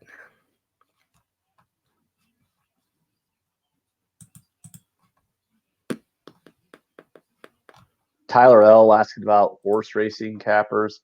Honestly, I don't think horse racing is really a beatable sport. It has the biggest bookie hold, like the juice in it. It's like 17. I also don't like betting a sport where I don't know what my payout's going to be until afterwards. You know what I mean? I always feel like they're ripping me off. Like I could hit an exactor and it only pays me out like 2.5 to 1. I'm like, did I do something wrong here? Like, what the fuck? I gave up horse racing a long time ago. I think I tried it once and I could not figure out how it worked. And I was like, nope, sticking to You sports. done crying? Yeah. But I read about it. I guess it has like the highest juice. Well, it's like the highest juice sports out there. I agree with Frank Palma. The play would be the money line on the Jazz at halftime if they're down.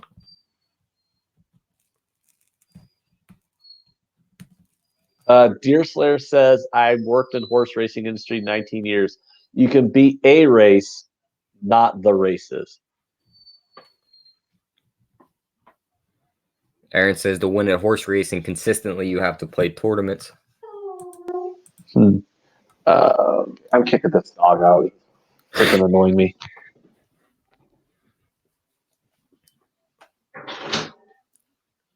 We need Porzingis sub back in the game, fellas.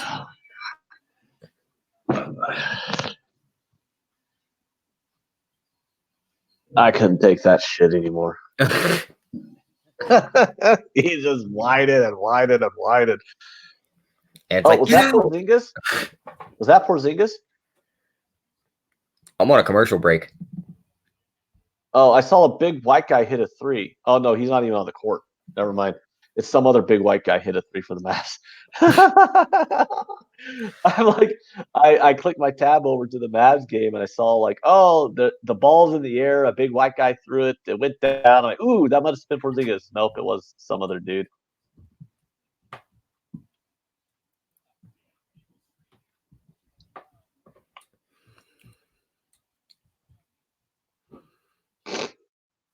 Kings up 7 or up 6. Is that like an angle that we're going to have to hit all year, or is that just kind of something that's going on at the beginning of the year? I think that's something that's just going to go on for maybe like a week or two. Because I caught last year when Victor Oladipo went down for the Pacers. They kept setting their team total at like 109.5, 110.5. That team didn't crack 100 points for like 3 weeks after that guy got hurt. Those were easy cashers for a while.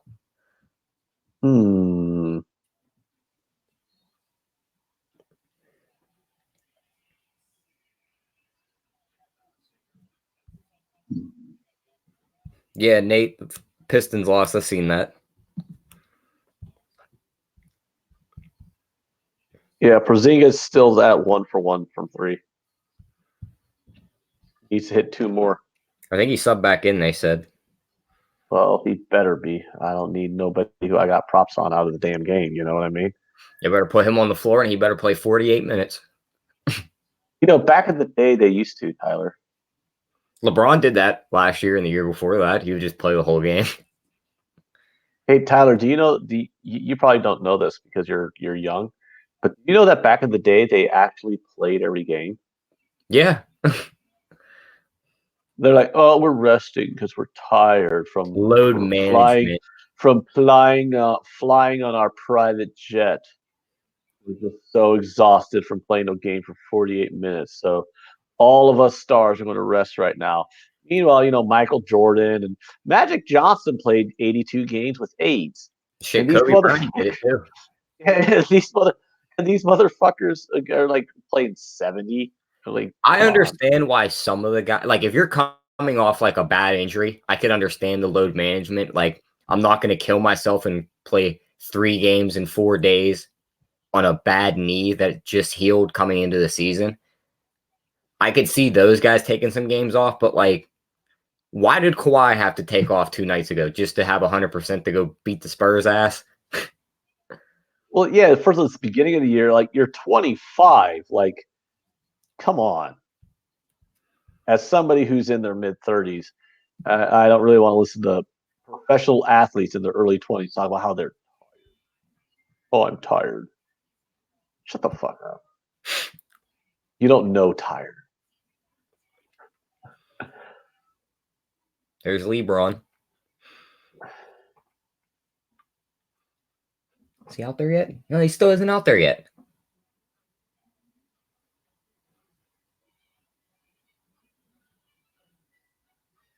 Wonder where Jay went. Eric Rosa says generations keep getting softer. He ain't lying.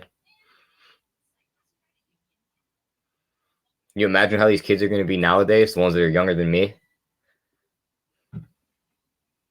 Jesus.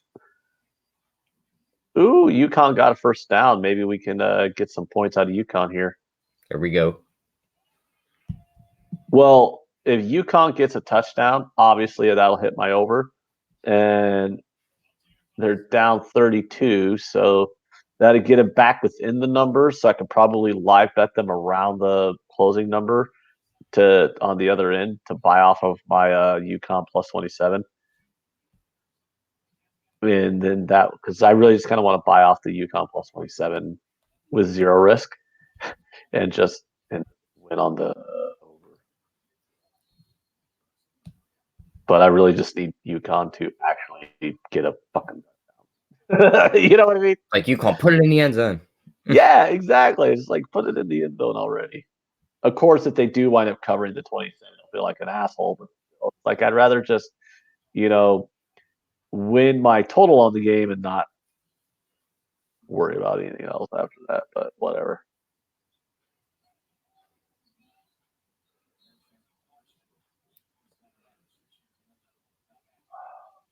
Is Porzingis at the check-in table? I can't tell if that's him or Luca. Yeah, all big white guys look alike. Especially in the NBA. Yeah, they're all European and where did Jay go? Did he go take a shit? Is that what he said he's doing? He said he'd be right back, and then his whole little box just decided it was going to leave. He took his box with him. I'd pick him up box and going. Screw you. Like, I'm out of here. I'm taking it all.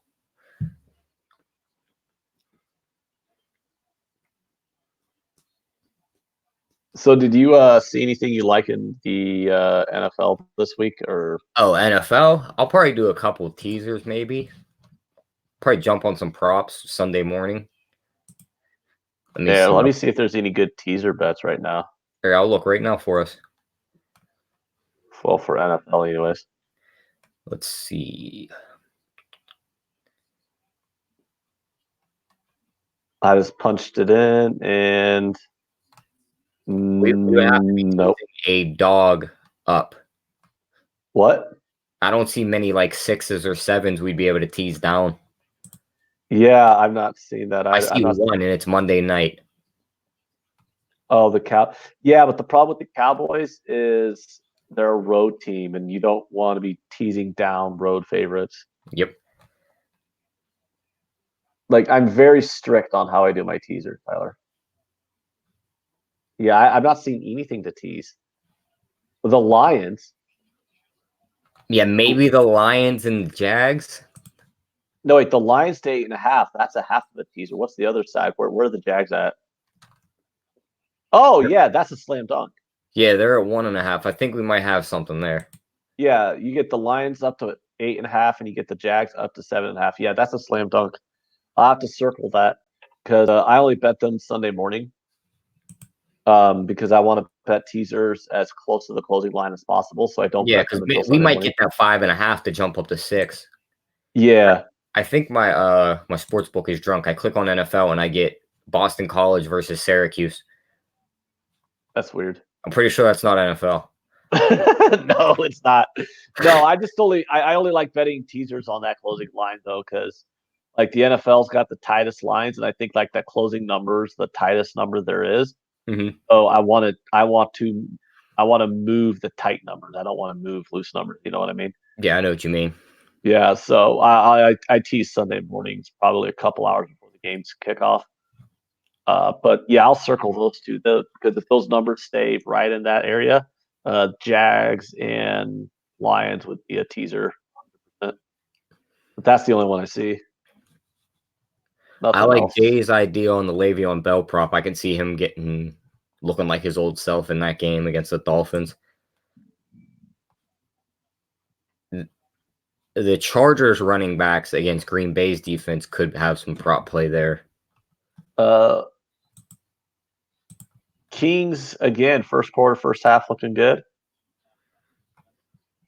Do we like the Kings in full game, or are we just going to say, hey, the Kings are probably going to fade and lose again? They're probably going to mess this up somehow. Well, how about this? I mean, you're still laying 150 on the Jazz to win the game. Yeah, that's what I mean. They know.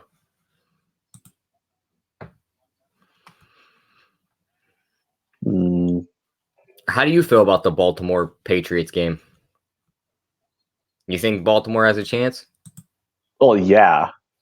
Well, the thing with the Patriots is I know everyone goes. My counter argument to whenever someone says they played a soft schedule is, it's an NFL schedule, so they're playing a NFL game, but they haven't played anybody that's going to be in the playoffs other than the Bills, and they almost lost to the Bills. That's what I was thinking. I hear a lot of people talking that if you're going to beat this defense, you have to run on it. And if there's going to be a team that's going to run the ball, it's going to be Baltimore.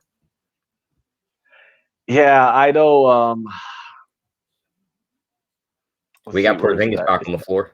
It's at 3 points, and I know Jay was talking. I don't think Jay's on it at all, but Jay kind of leans towards the Ravens a smidge with the points. The guy Jay does that show with on Ozmarket, Spread, he's not on it unless he can get 3.5. If Baltimore gets to 3.5, he'll take for the Ravens just to get that hook. Yeah, well, I mean, the getting the hook on the 3 is so important, though. Oh yeah, the difference between 11 and 11.5 and 3 and 3.5. I mean, it's still a half point, but that half point means it's way, way different on over a 3. I think it's like 15% of all NFL games land on a field goal. So, like literally, when like 1 in 6 games are a field goal game, that's a pretty important number to hang around.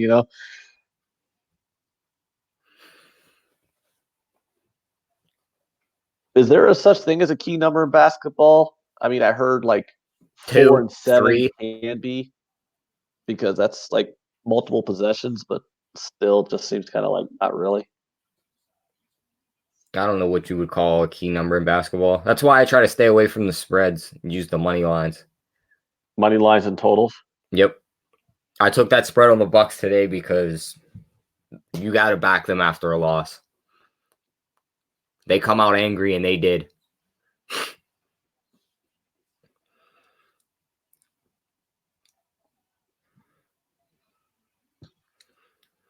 All right, we got 4th down for UConn here. Too bad Porzingis wasn't like 3 steps back. That would have been a 3-pointer. No, they turned it over on downs. God damn it. UConn had 4th down in the red zone, and they turned it over on downs. Yeah, they threw the pass into the end zone incomplete on 4th down. Man, if they could have got that touchdown, I've been so happy. But they didn't, so now I'm sad. Well, I mean, maybe not that sad, but you know what I mean. I'll get over it. We'll get him back tomorrow. Well, I mean, this game's got to go over, right? It's at 52 right now. Would you have it at? I think at 54.5 is what I wound up getting it at. Yeah, you should get that. I mean, If it you don't, fluctuated between 54, and 55, like multiple times in the last hour. So I had to double check to see what number I did get it at. Is 54.5. see if we can get the Jazz out in the second quarter. The Avalanche are only down 1, so that's good. I Where's was your Red worried. Wings at? Is that game over? Oh, that game's over. Yeah, the Red Wings wound up getting torched. They get slapped around? Well, yeah, but it was plus 240. I didn't have a Oh, full yeah, I'd have unit took on it too. That's, I mean, you Yeah. never know what can happen.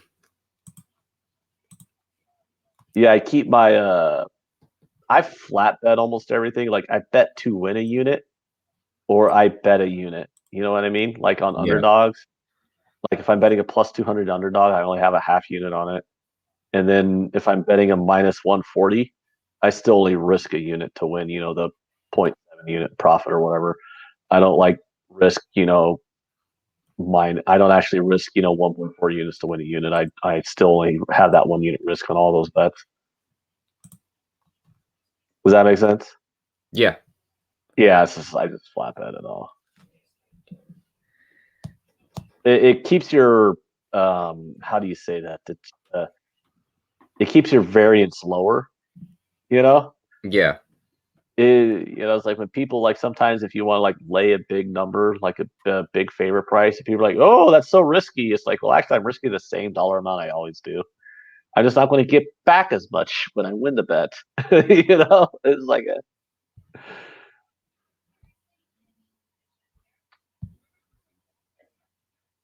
So what's the most you've ever laid, Tyler? I'm kind of curious. Have you laid some big boy numbers like Jay has? I think the most I laid on a single bet was like 350. Oh, that's a pussy number. You gotta get that up. And that was kind of by accident because I hit the 0 right before I clicked the fucking button. So I sweated that out the entire time. You laid. It was one of those ones where like you clicked place bet and you're looking at it. It's like, wait, that 0 is not supposed to be there. So you've laid minus 350? Yep. Oh man. But you did it on accident. I did it on accident. It's supposed to be 35. It ended up being 350. Oh, you laid $35. No, I meant the juice. Oh, the juice? Oh, that I think it's like minus 250.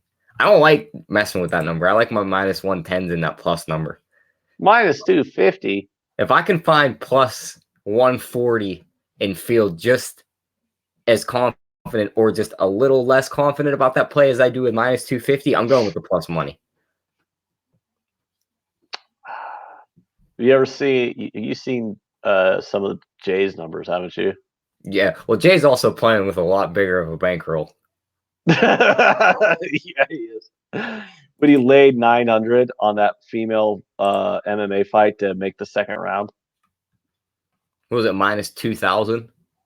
No, the one he actually bet that I hailed him on, it was minus 900 we laid. I think he had like $2,000 to win like 200, something like that. Whatever the math turned out to be. It was a pretty fun. It was a pretty intense 5 minutes. Yeah, that'll be a touchdown. So we got the over. There we go. I want this total in the second quarter in the Jazz game to go back up to 52, and I'm going to hit the under. It's at 50.5 right now. I wish Jay was here. He could say put it on the board right now because he has the controls for the scroll. He'd be like, put it on the board. We got the over in the Navy game. Are we going to get that UConn cover? Oh, no, UConn. Oh, is it? Give the ball to Porzingis and let him shoot threes. That would be cool. Need to do that a lot more. We're closing in on halftime on this game. What do you think we're going to get for halftime lines? Probably second half Lakers minus like 4. That'd be my guess. Total probably like 112. Well, right now it's Lakers plus 8.5, and the total's 208. So, yeah, I'd say the total might be 110, maybe.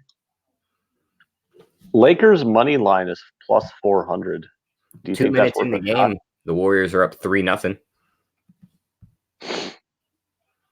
Really? That's gonna scream under. Kirk Gray, any thoughts on Texas A&M minus 38.5 versus UTSA? No, I can't trust that Texas A&M team this year. I don't know what's up with them. yeah, that's just not a game I'm interested in at all. Yeah, that's a lot of points to lay, but at the same time, they'll probably dick stomp that team, so it's whatever.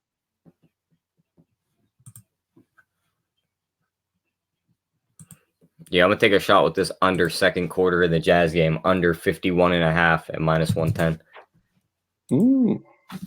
Get that in the chat for everybody.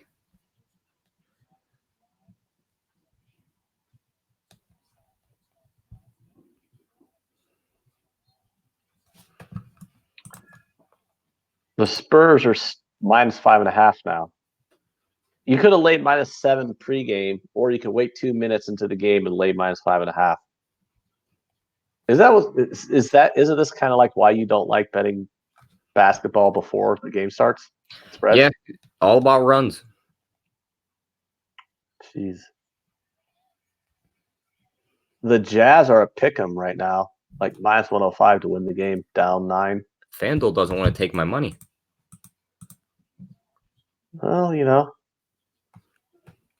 throwing out them $35 bets. You got them scared, Tyler. Well, time to jump over to the other book since FanDuel's being a retard. It's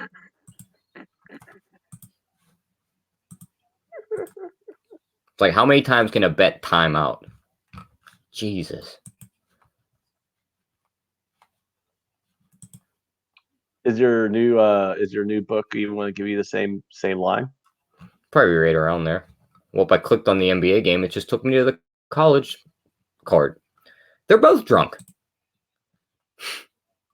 Maybe it's your internet. Maybe your internet's just stupid.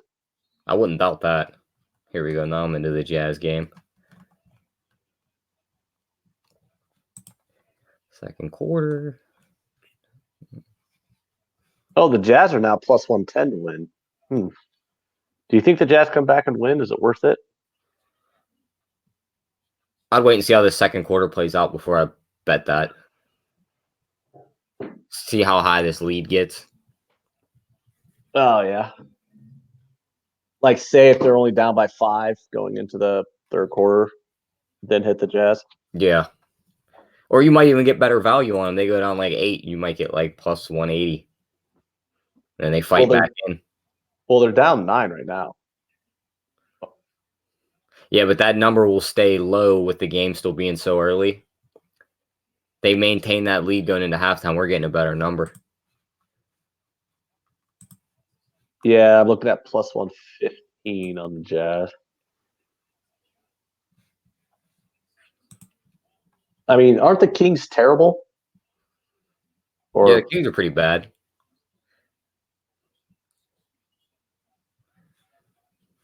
They weren't supposed to be this bad, but they are.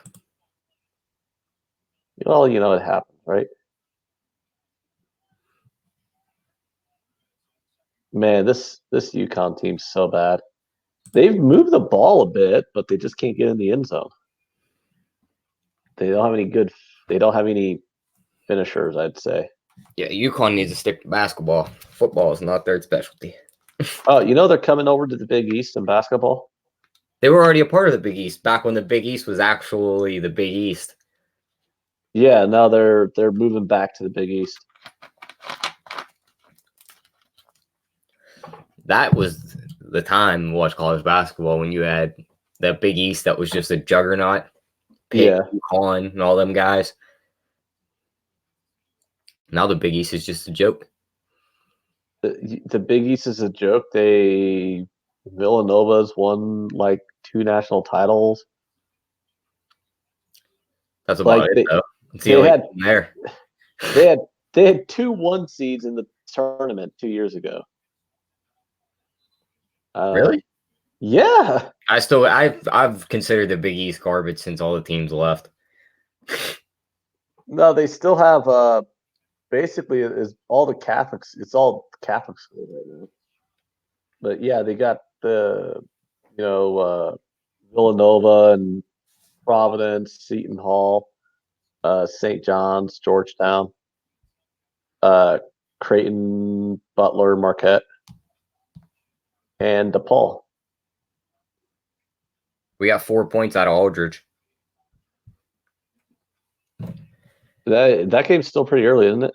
Yeah, first quarter. We need some more points from Aldridge. He needs that 20 points right now, first quarter. He does. I want a 20-point first quarter from him.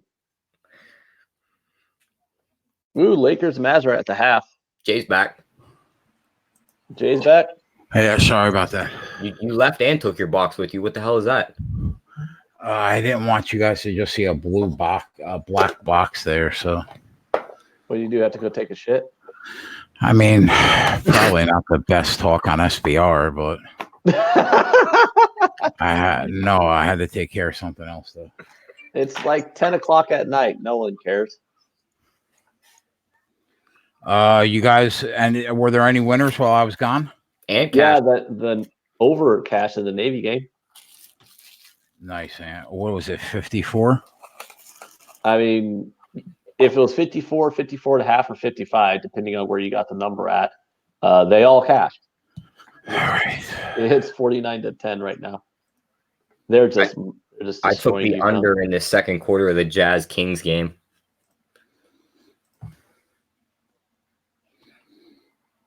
Yeah, Tyler Light bet the. Jay, did you bet LaMarcus Aldridge's points or no? No, I didn't have a chance. When I just was going to start looking for something to bet, and then. Yeah, it's already cashed. He has 22 points in the first quarter already. He has 22 out of their 25 points. That sucks. I didn't hear what was said. My internet farted again. I'm messing with Jay.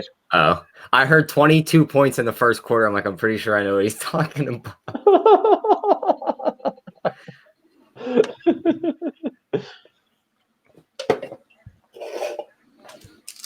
RKE says, I'm never betting a first to 15 points ever again. I'm literally shaking. This is so stressful. Let's go. Yeah, he's got the Spurs first to 10 and first to 15. It's 10-9. Oh, God.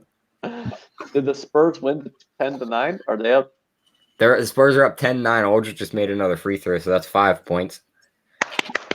Let's go, Aldridge. 6 points. Yes, let's go. It's too tall for him, guys. How many losers has there been? I had the live Cavs under lost, the Barrett prop lost. I had Tucker's points lose, and that was it.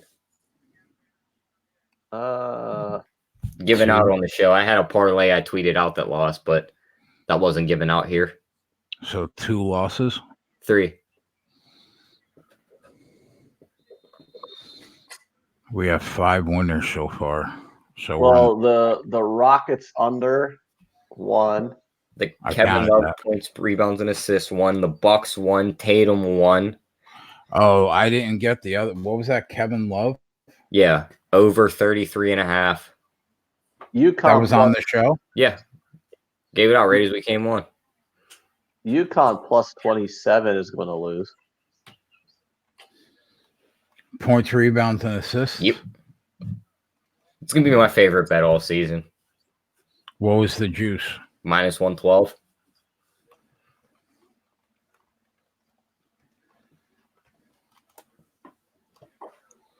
So that's 1, 2, 3, 4, 5, 6 winners. I can't wait to find that one NBA player that like isn't really good, but they give him a player prop, and I bet it, and it's like, who in the hell is this, and what team does he play for? Which one was it that you hit? I can't remember. No, I'm saying I'm gonna find one of like an average player that like if you didn't like study the NBA, you don't know who this player is, and I'm gonna bet it, and you're just gonna be like, who is this guy, and what team does he play for? Oh, I'm like that with like all your player props already. Very true. I mean, I knew a couple. I think it was vastly days ago, overestimate. Gilgeous Alexander's points, rebounds, and assists, and I phrased it as SGA. And I knew that just threw a lot of people off. They're probably like, who the hell is that? Yeah, it threw me out. Well, you vastly overestimate my knowledge of NBA rosters. Oh, the Warriors are up 17-13. They got the 15 first. That sucks. Well, that was fast.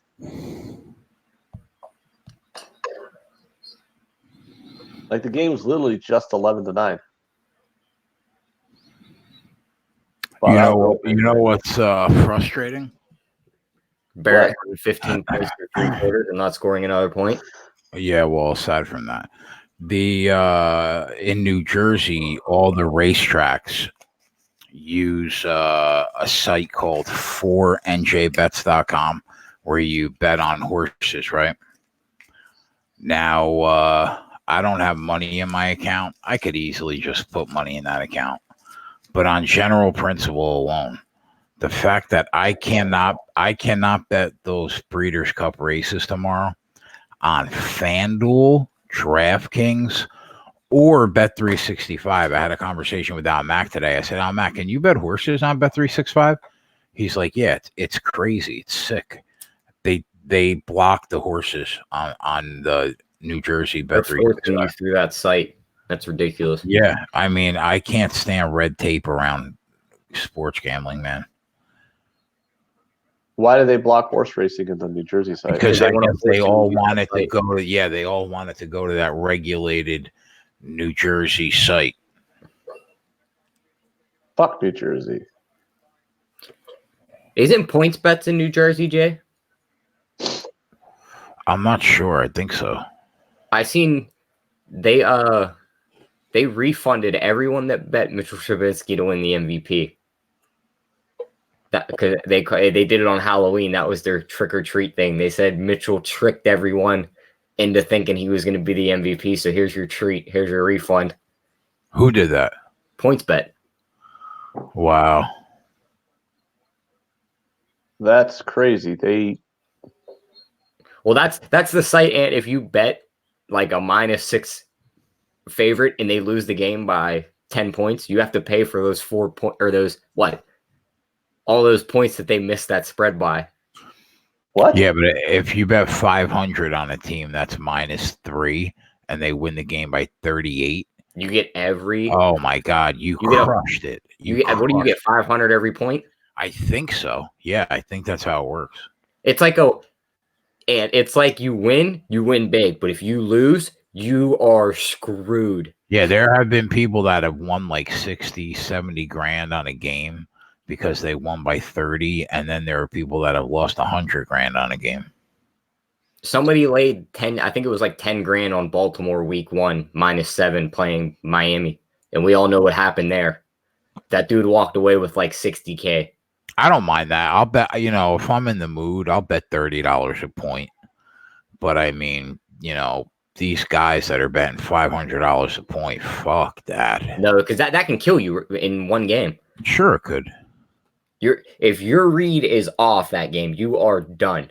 Yep. Do you have anything for this Lakers game? We at halftime? Yep.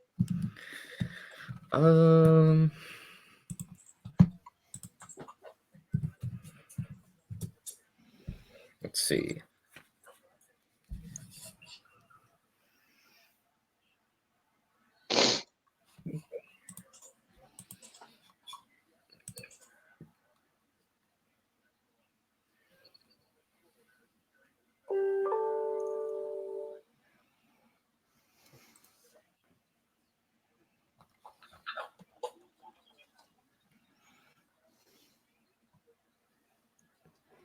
Nothing. I'm still looking through, see if I can find something. And Nate S wants to know about the Jazz money line. Well, the Jazz money line's plummeted since Nate S asked about it. Must have in only just a couple possessions. Yeah, I see minus 115 on that money line now. Yeah, I'm looking at minus 110. Minus half a point. Total at 207. Man, we had this Navy game pegged dead to rights. I'm glad you cashed on it, Ann, at least. Well, I broke even because I wound up taking UConn plus 27, but it wasn't put in underneath in the board. I don't think anybody actually tailed that one, but I know some people were celebrating in the chat when they got the over.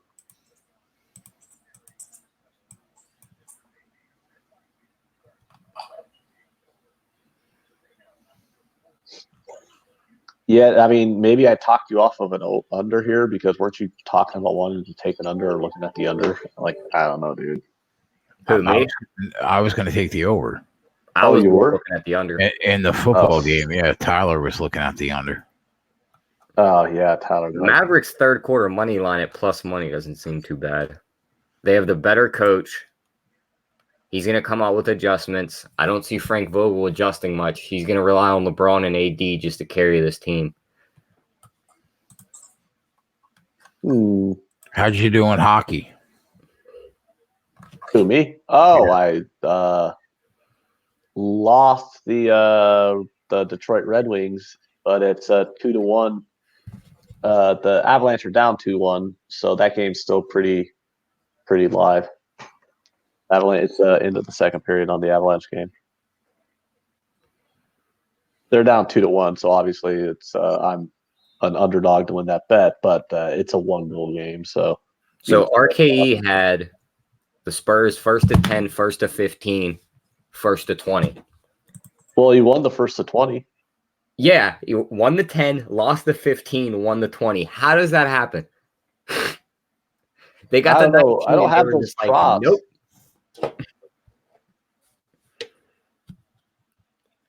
I mean, I don't even have those types of props. I see people who bet them before, but I never had those props available to me. That just seems stressful to try and do, though.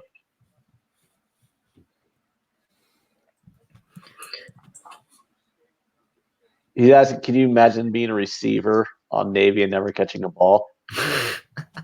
I mean, that's like what I was in high school. I thought you were a corner.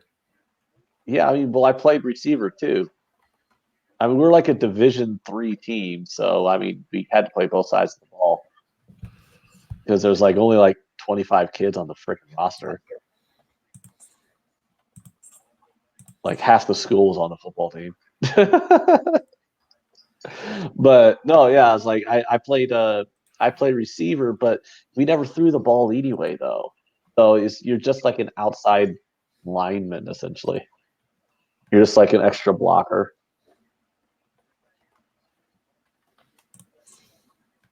But yeah, I was the greatest cornerback in the history of that school. I never had a receiver catch a ball on me. No, did you remember I said I figured out pretty quickly that a refereeing in Division III high school football is pretty bad.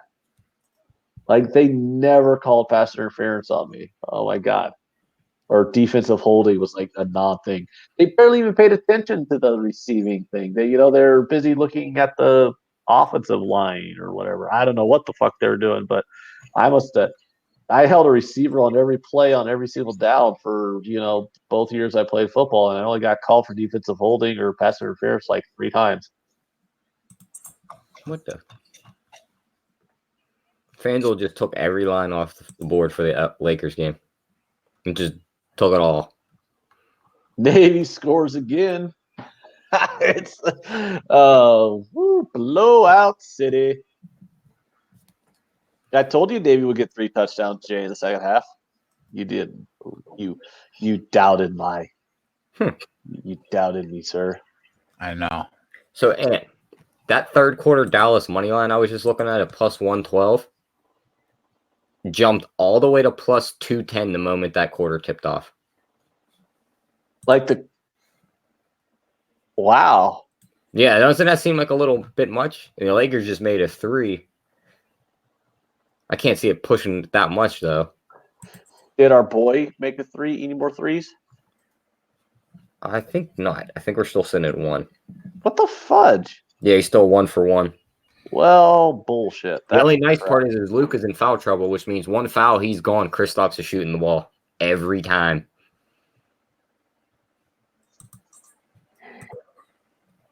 I think I lean Colts. Farshad personally, even though T.Y. Hilton's out, big loss, but I still think they're a better team. Pats Ravens, I don't know, man. I think the Pats could lose their first game, even though I'm not a big Ravens fan. It's the best team they played by a mile.